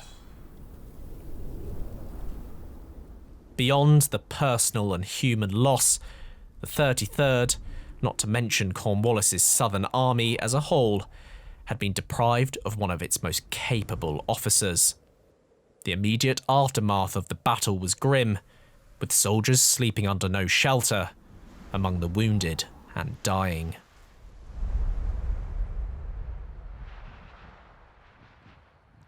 The result was a victory, but it was most certainly a Pyrrhic one.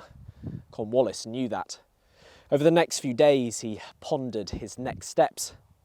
In a letter to fellow friend and officer William Phillips, he explained, "Now, my dear friend, what is our plan?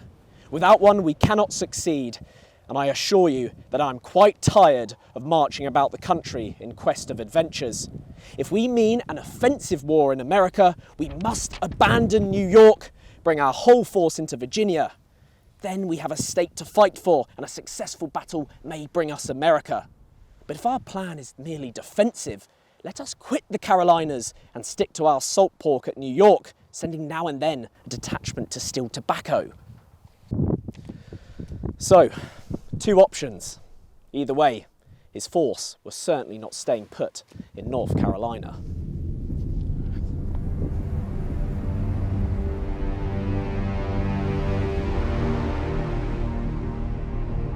Another long march was inevitable. Cornwallis mustered an army of just over 2,000 troops on the 15th of April, and orders were given to gather supplies of rum, salt and flour. Their target, the colonial capital at Williamsburg, 250 miles away. Cornwallis had chosen the offensive approach, praying for one final stand to win America. He was to have his wish granted 5 months later, as his force, knackered again from a long summer march, converged on the settlement of Yorktown, hoping to find a population more willing to cooperate and assist Crown soldiers. The 23rd, 33rd, 43rd, 71st and Guards numbered scarcely 500 men fit for duty due to the extreme heat, dirty water and lack of medical supplies. Once they had settled the area, work began on the city's defences, but progress was slow due to the extremely hot weather conditions. Adding to Cornwallis's problems was the crushing news that Washington had travelled south from New York, not only with the main body of the Continental Army, but with French troops as well. Moreover, a powerful French fleet had appeared off the coast, cutting the Crown's land forces off from vital support and evacuation via the Royal Navy. The combined French and Continental assault proved too overwhelming for the British defenders. Day by day, fierce hand-to-hand combat ensued, with Washington's army battling inch by inch, redoubt by redoubt.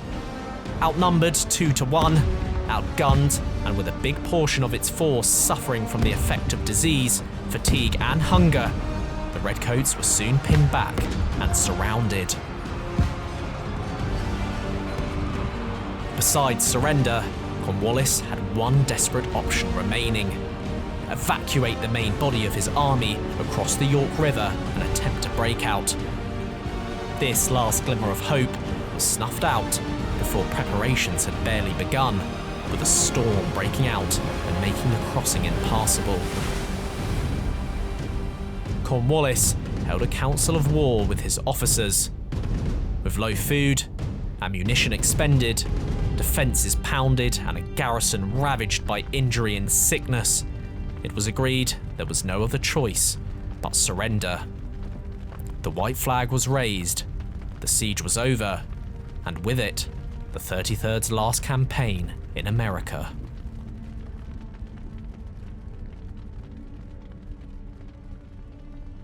Regiment by regiment, the Crown forces laid down their arms. Some supposedly throwing them down in frustration in order to break the weapons rather than surrender them. When you think some of these men would have been marching and fighting for over 5 years, with the end result being a crippling defeat, it must have been a truly bitter experience.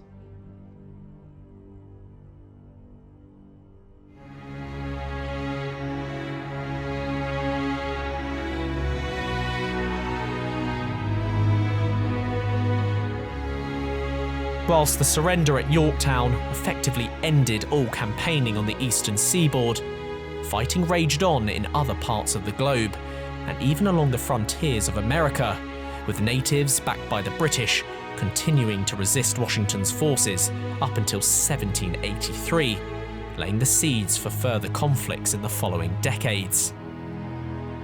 Most soldiers of the 33rd remained as prisoners of war until the end, with some still scattered throughout the country, often dealing with sickness or injury. William Dancy, now a major having returned from his leave, was given the thankless task of maintaining and regrouping the regiment.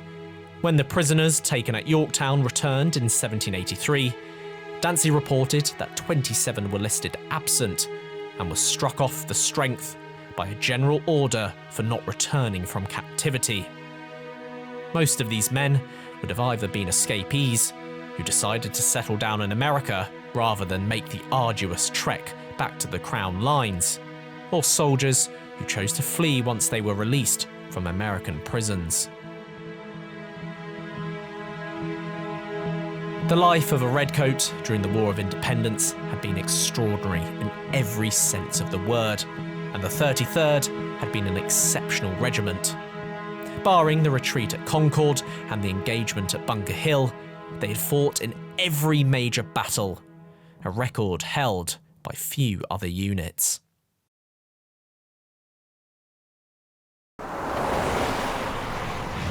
This week, History Hit has been getting up close with American history. I've come to the historic town of Camden in South Carolina, and I'm here to witness a truly remarkable service. The laying to rest of soldiers killed in battle here 240 years ago. Men from both sides who fell during the American Revolutionary War, the war that made the modern USA. In this special film, I experienced the commemorations at first hand. These men were not given their due respect. And I discovered the incredible work that has taken place to reinterpret the battlefield. We soon realized this was potentially a mass grave. And investigate and care for the bones of the fallen.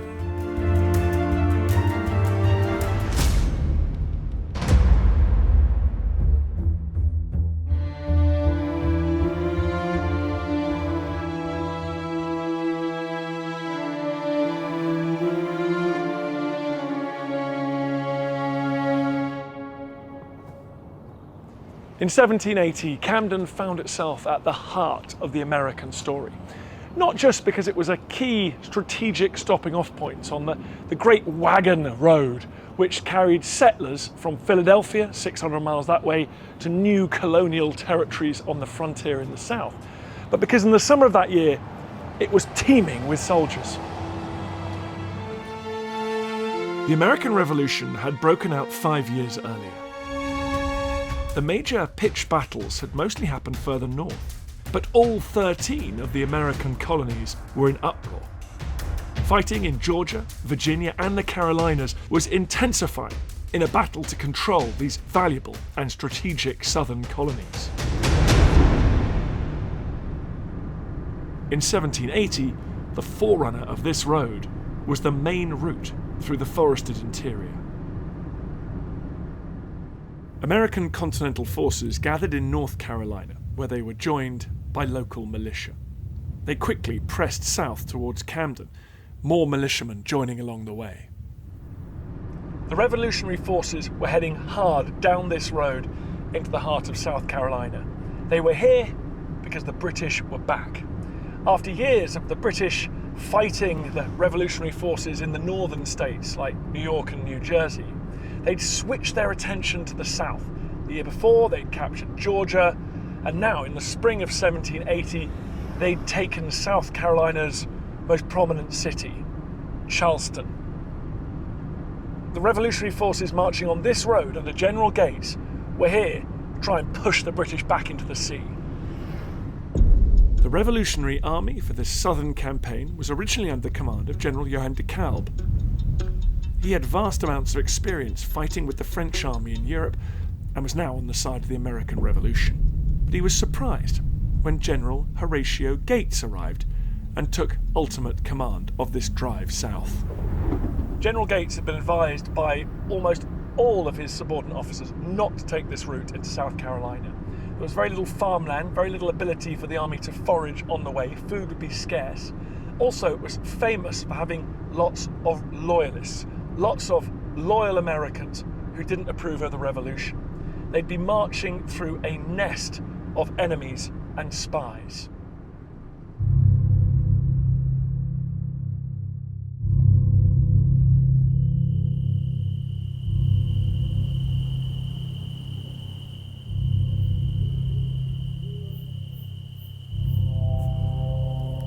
Gates's bold move to press south came to a head here on the night of the 15th of August in these very woods, about 8 miles north of Camden.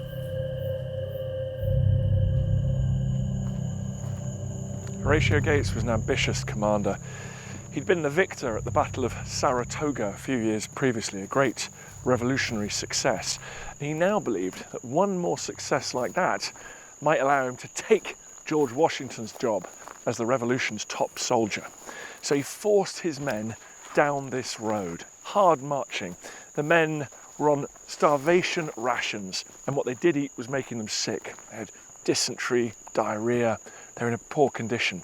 But he thought he was heading for a British outpost at Camden, that if he marched quick enough and achieved enough surprise, would fall into his control. What he didn't know was that loyalist spies in this area had reported to British forces way down in Charleston. Cornwallis, the British commander in the southern colonies, had gathered his veterans together and marched an incredible 100 miles in 3 days to reach Camden before the American revolutionaries. Cornwallis's entire British army was now heading north out of Camden to try and halt the American advance. Around 2 a.m, the inevitable happened. The scouts or pickets of either army crashed into each other in the darkness. There was a skirmish and both sides stopped to try and work out what was going on. When Gates heard the news that he was facing the full might of the Army of South Carolina under the command of Cornwallis, he appeared stunned. He held a council of war and simply said, "Gentlemen, what is to be done?" No one answered. No one wanted to give the obvious answer, which is retreat.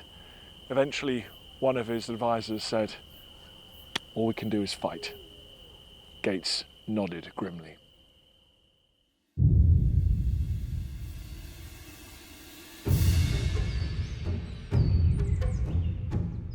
As August the 16th dawned, battle seemed inevitable. By the time the sun came up, this is around about where the British Army decided to deploy. They pushed out their flanks either side of the road, extended in long lines, ready to do battle with the Americans that were scrambling to deploy opposite them. This would be quite a conventional 18th century battle. 2 armies facing each other in long lines, a bit of artillery in the middle, but the plan was to fire musket volleys at each other and then close with the bayonet, hand-to-hand fighting, try and break the resolve of the other side to stand, send them fleeing. I've got a great map here that was actually a contemporary map, just drawn up after the battle. And it does show all the dispositions really well. You've got the road here, running along the middle of the battlefield, the men deploying on either side of it, the British regulars over here, the Redcoat professional regulars over on the right. There's a bit of a tradition at the time, not always followed, that you put your senior units at the right of your line, which means that you end up in a situation where your most effective units face some of the enemy's least experienced, and that's certainly what happens at this battle. So the British here, you've got Webster here, British regular officer, with units, Redcoat units, hardened veterans. You have very interesting units here. You have these American-raised British units. So they're British Army units, but raised in America, loyalist British Army units, and then just a little bit further back, the cavalry waiting to pounce. They can transform a battle in a second. Now, deploying out there through the trees, the Brits would have seen the American revolutionaries, their enemies. On this side of the road, the British faced militiamen from North Carolina, from Virginia. These were part-time soldiers. They were farmers, they were civilians, and they'd enrolled perhaps for the course of one campaign or for a limited amount of time. They weren't hugely effective soldiers. They might know how to use a musket, but we hear that some of these men had never been shown how to attach a bayonet, the sharpened knife of steel, onto the end of their musket, and they certainly didn't know how to use them in battle. On this side of the road, you get the American revolutionary professionals, the Continental soldiers who'd served under George Washington, who'd signed up to form the first American professional army. They were effective soldiers under their commander DeKalb, bringing his knowledge from European battlefields. This is just a snapshot of the dispositions moments before the fighting began. And on here it looks so clear, but of course actually it would have been a chaotic, noisy, overwhelming scene. You have units marching up here, kicking up dust with their feet, the horses' hooves, trying to deploy on either side of this road, people shouting about maintaining their dressing, making sure there's one coherent line. You'd have had some drumming, you'd have the shouting of officers, messengers galloping about on horses. You'd have sergeants quietly having a word with perhaps some of the younger, less steady men, reminding them of their duty, reminding them to hold their fire till the last minute. The key was to get a musket volley in at close range and then close with bayonets. You didn't want inexperienced men firing off in terror when the ranges were too far. And on the far side, you have General Gates playing no real role in the battle. He was way too far back, and definitely with one eye on his escape route.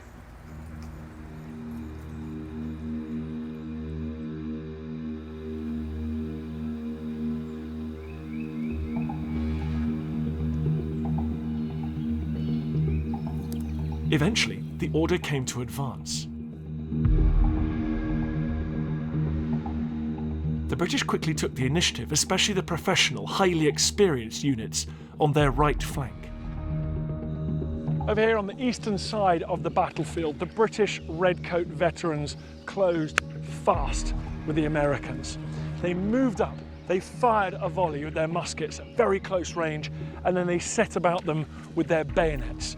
These were hundreds of battle-hardened soldiers amongst the farmers of the North Carolina and Virginia militia.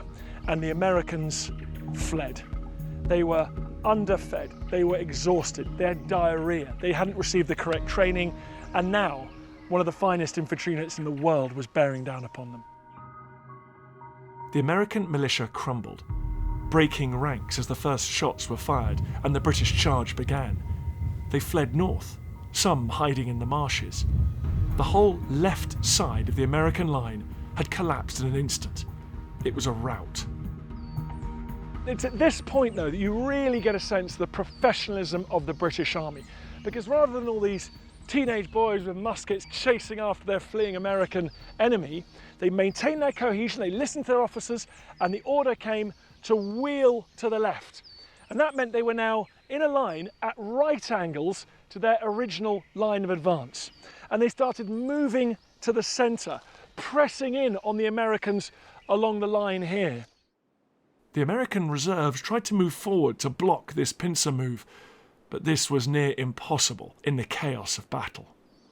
You've got to remember also at this point that as soon as the guns started firing, the smoke from the gunpowder of muskets and cannon, it was a very still day, and the air was thick with smoke, so it was very unclear what was going on. And that meant these Americans, who had been focused on the redcoats in front of them, now had the terrifying prospect of being caught between two jaws of the British Army, the ones advancing up here and the ones coming at them from their left flank.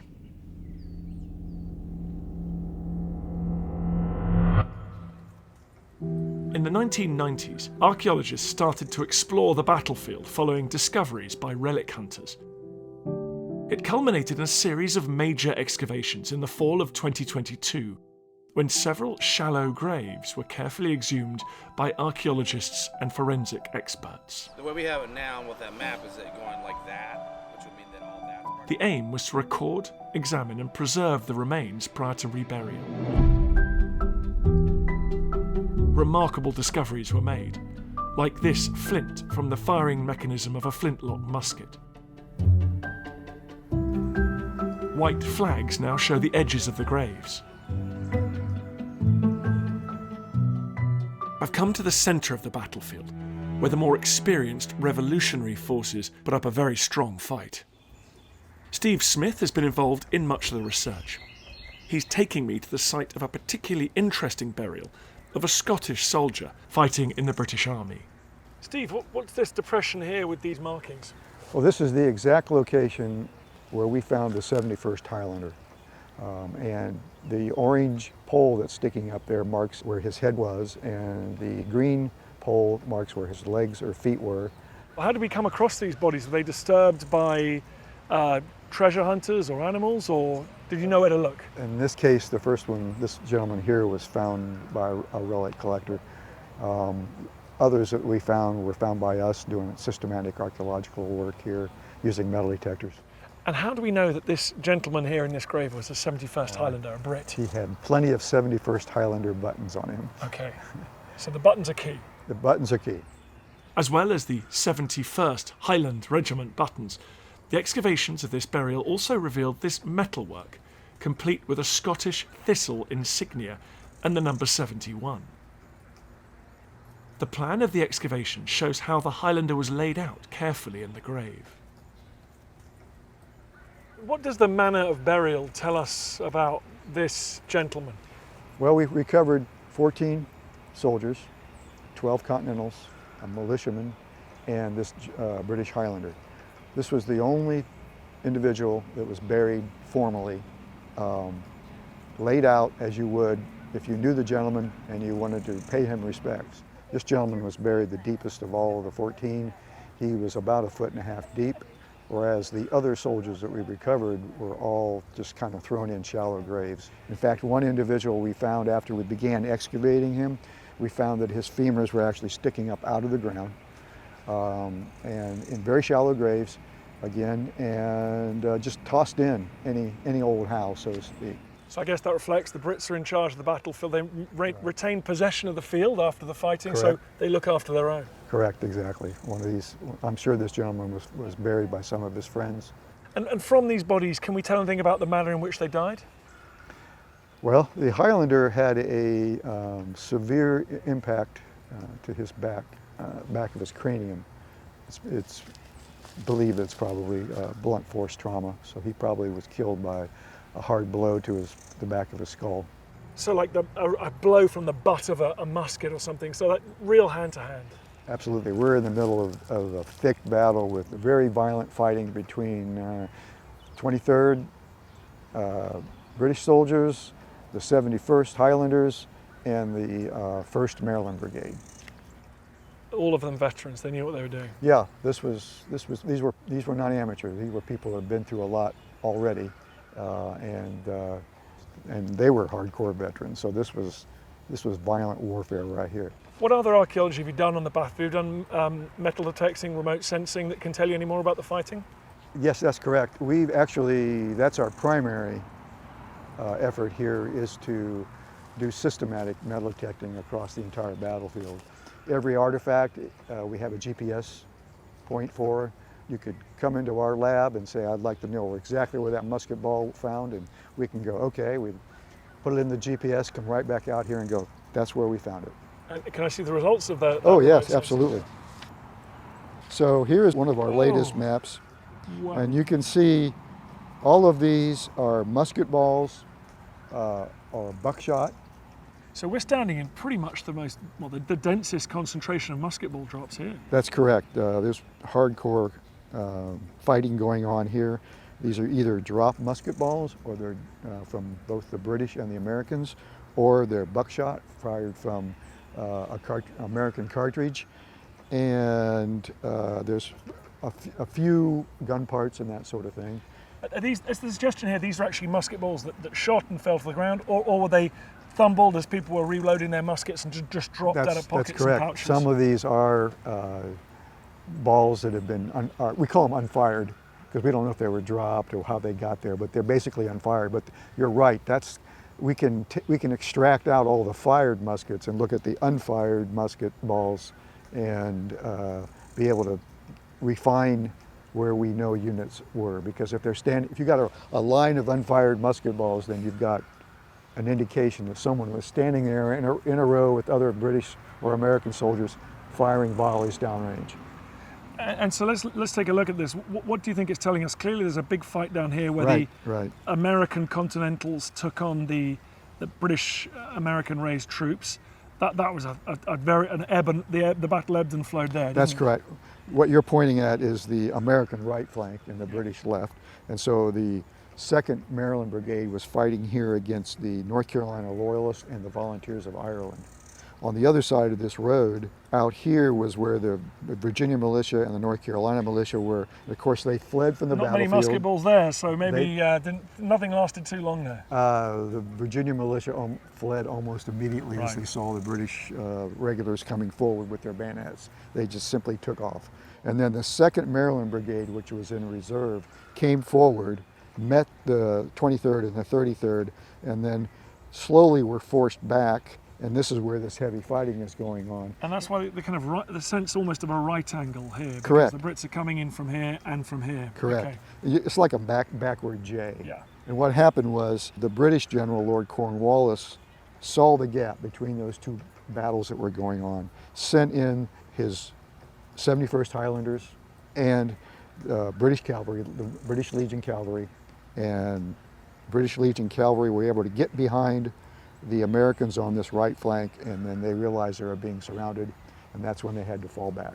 So this is our 71st man here was perhaps sent into battle by Cornwallis slightly after the rest as Correct. as a kind of to administer the coup de grace. Absolutely.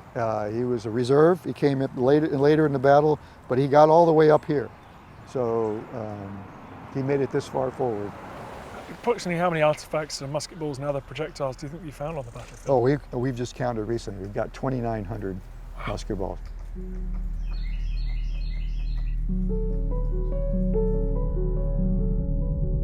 Many men fell in a short period of time in this area of the battlefield. Just 100 feet from the 71st Highlanders' grave lies another more complex burial of what appear to be revolutionary soldiers. Working alongside the team from the University of South Carolina are expert forensic anthropologists, Bill Stevens and Maddie Atwell from the Richland County Coroner's Office. So this looks like a more complicated site, a lot more markers here, Bill. What was under the ground when you had a look here? Maddie and I were excavating across the road. Archaeologists were here. They were troweling away, carefully brushing, and we soon realized this was potentially a mass grave. The heads, the skull location is marked by the orange flags, and the feet are the green markers. And so, Maddie, this looks like it's a mass grave, but also quite concentrated. They're not all kind of spread out. Yeah. So these individuals were commingled. This side was less commingled than this. This consisted of about 3 people who were very much overlaying each other. And so it took Bill and I a couple hours of sitting and just looking and taking a color-coded map and sketch to figure out which skeletal element belonged with each individual to ensure that we were maintaining anatomical orientation of every individual.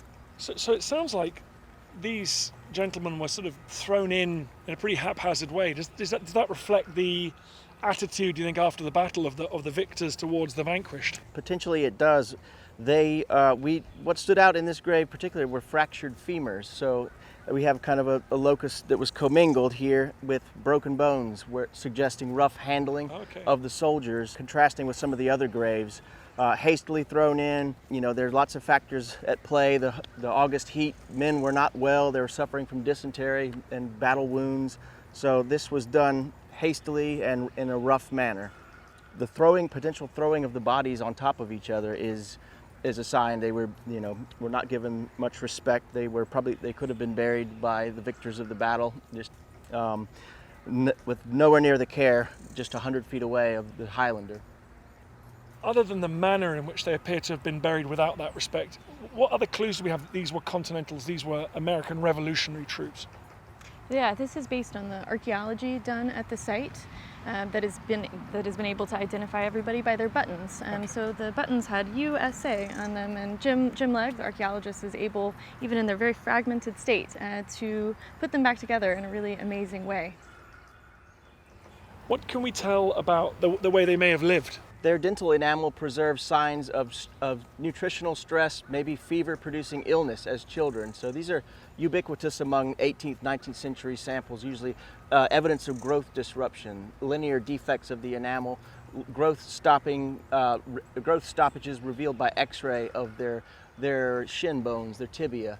So they had tough childhoods and nutritional challenges. So even before they joined up to serve in this brutal war, they would have had a very tough life. They would have, yes. And do we have any causes of death?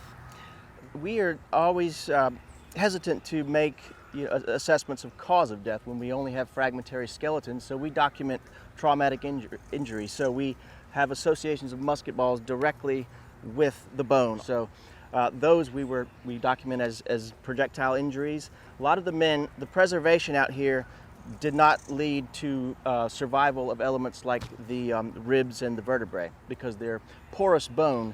So in not surviving, the evidence we have for their potential injuries and causes of death are projectiles within their abdominal cavity. Maddie, you must have, in your job as a coroner, you look at all sorts of different causes of death and sites. Is there something really different about working in a battlefield where you've got like massed casualties like this? Right, where everybody is pretty much a homicide. Yeah, the difference for me, although it's absolutely still emotional, is it's not contemporary medical legal death investigation. So it was a real honor to figure out more information about these individuals where there really isn't a lot of the physiological, the biological aspect involved in the historical canon that already exists. During the intense fighting to the east of the road, on the west side, the revolutionary troops were rallied by General de Kalb, desperately trying to stage a fighting retreat. A further grave has revealed 3 Continental soldiers who were struck down during this. They were all teenagers. Musket balls were again found amongst the bones.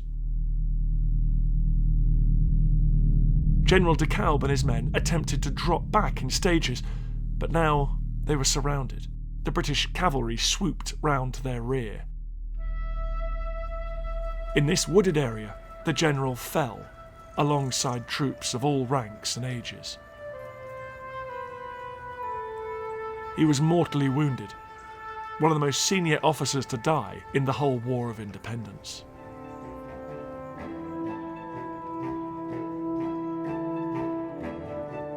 The bones of the fallen, discovered here on the battlefield, have now been exhumed and placed in coffins, ready for a very special and unusual commemoration ceremony. In charge of organising it is Doug Bostick of the South Carolina Battleground Preservation Trust. You and your organisation have organised a big event here. It's a world-class project in terms of the preservation of the battlefield, the forensics. Why go to so much trouble? Well, at the outset, frankly, a lot of people said, Doug, you're just crazy to take this on. But I was so determined that we needed to do this. We're now on the cusp of the 250th anniversary of the American Revolution. And that's just an opportunity that is worthy of honoring them in a remarkable way. I don't think I've ever been invited to an 18th century military funeral before. You're pioneering something quite new here. It is, but we want it to be an affair that, while they'd be shocked at all the attention they're receiving, we want it to be something that for them would be recognizable. One of the quotes that we found that we've been enamored with since the beginning of this project is from General Schwarzkopf, the United States Army, and he famously said, "The heroes are not the generals that order men into battle, the heroes are the men that follow orders and go into battle." And so we're remembering those men who fought in the front line tomorrow. We're determined to honor the common soldier. We're not here to represent Horatio Gates, Lord Cornwallis, Otho Hallam Williams, Bannister Tarleton. We're here to honor the men that followed those orders and sacrificed for their own country, whichever one that was. Over the last few days, Camden has seen extensive preparations. Revolutionary-era stars and stripes adorn the streets, and it seems that most of the city is turning out for the ceremony. It's Saturday morning here in Camden. We've had a few showers, but the skies are clearing now, which is good because anticipation is building, the crowds are gathering, the roads have been shut, because in just a few minutes' time, the funeral cortege of those 14 Revolutionary War soldiers will be passing by here on their way to the funeral. There's just time to catch up with some of the crowd to find out what this means to the people of Camden. Why do you think it's important that we remember our history? Well, it really defines who we are as a country, and we can't move forward without remembering what happened in the beginning. And I think we do good to remember exactly why we are where we are today. What's your name, sir? Levi. Nice to meet you, Levi. How are you doing? Nathan. Nathan, are you guys from Camden? We are. What brings you down here today? Well, we're here to see the, what do you call it? Funeral procession. Yeah, we're here to see that because one of my teachers told me about it. I teach social studies, U.S. history in high school. So you're the local history teacher in high school? One of them, yeah. We hear a lot today that the kids, they want to learn STEM subjects. And do you think events like this are going to just re-engage people with history a bit and make your life a bit easier and tell the kids why they should be studying history? Well, you have to make it relevant to them. And Thursday, they brought all the remains by the schools on Humvees with flag-draped coffins. And when I related to them, the two of the sets of remains they aged them between 14 and 16 years old. That really hit a lot of them because that's their age. And, you know, they were fighting? Yes, you know, and that really shocked them. A lot of people don't really understand, or when in high school, when they learn about the Northern Campaign, you know, Bunker Hill and all those battles. But the war was really won down here in the Southern Campaign. Although Camden was a major defeat for the American forces, down the second major defeat with the fall of Charleston. Yeah, but it was a key part of that journey. Right. Yes.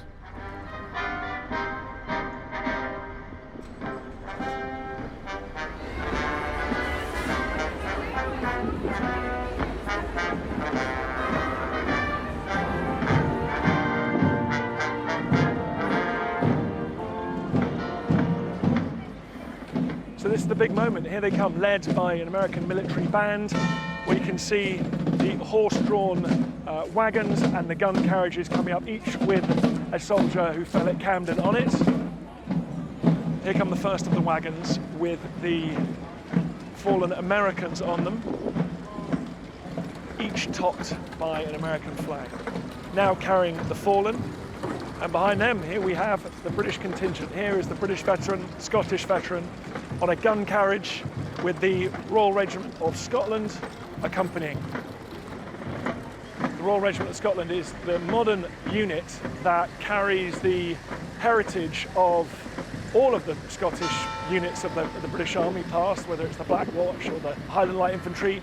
They carry the traditions, they carry the battle honours of predecessor regiments like the 71st Highlanders, and it's amazing to see that link between a unit 240 years ago and serving members of today's army.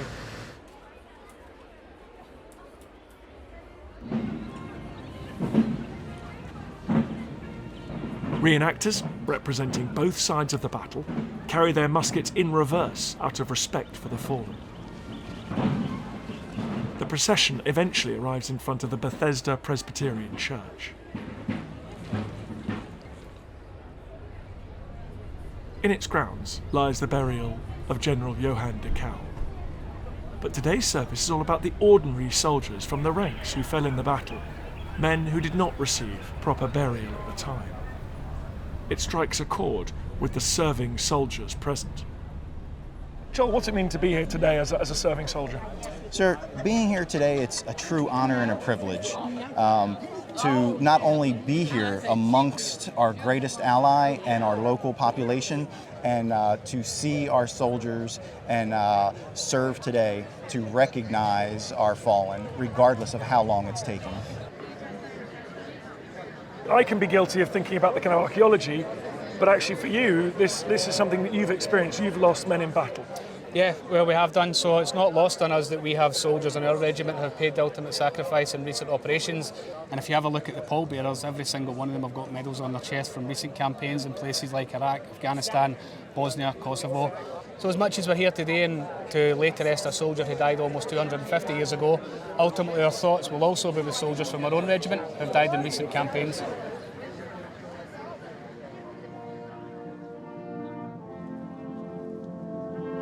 We want to give thanks for their courage and their conviction and service, because in the midst of the darkness and the conflict that took place 9 miles away from here, and in the haste to keep moving and keep going because of the threat of imprisonment or death, these men were not given their due respect. And so, out of gratitude, we are here from worship today to give thanks to God and to honor them.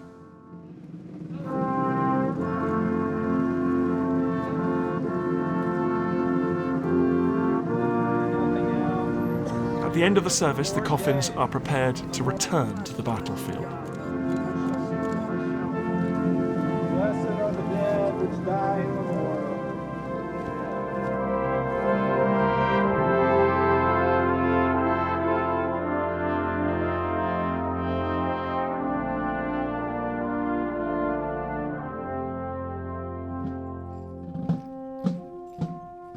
North of Camden, the convoy arrives back in the woods that once echoed with battle. Order! Order!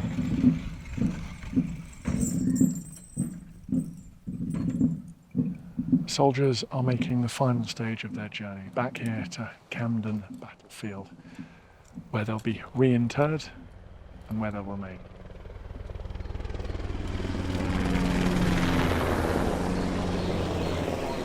Unto himself the souls of our dear brothers here departed.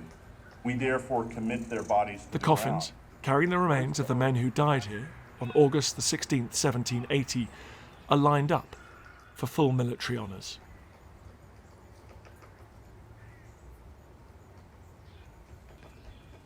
First, the American Revolutionary soldiers receive their tribute.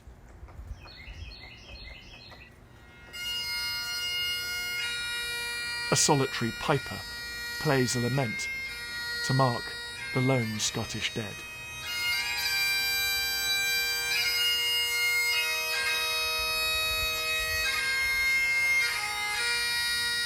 Watching this reminds you that men came from near and far to fight this battle in 1780.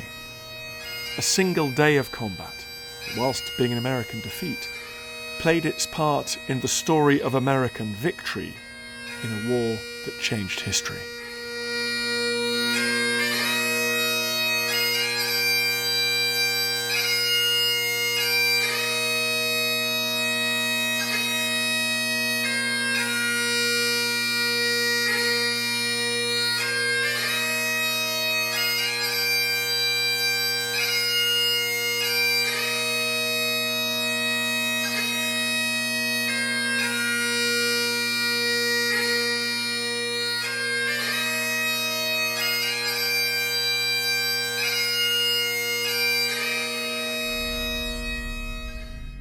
Hi there, I'm Dan Snow, and if you love history, you know that History Hit is on a mission to bring the past to life. Every week, we travel the world to film original and in-depth documentaries. And now History Hit has launched a YouTube membership to give you access to even more films released weekly. You heard it here first, folks. Join now to make sure you never miss out on exclusive documentaries on topics like newly discovered shipwrecks or the clash of gladiators. We cover all periods, from Pompeii to D-Day. Click the join button below this video and see for yourself what History Hit has to offer. We can't wait to have you join the team.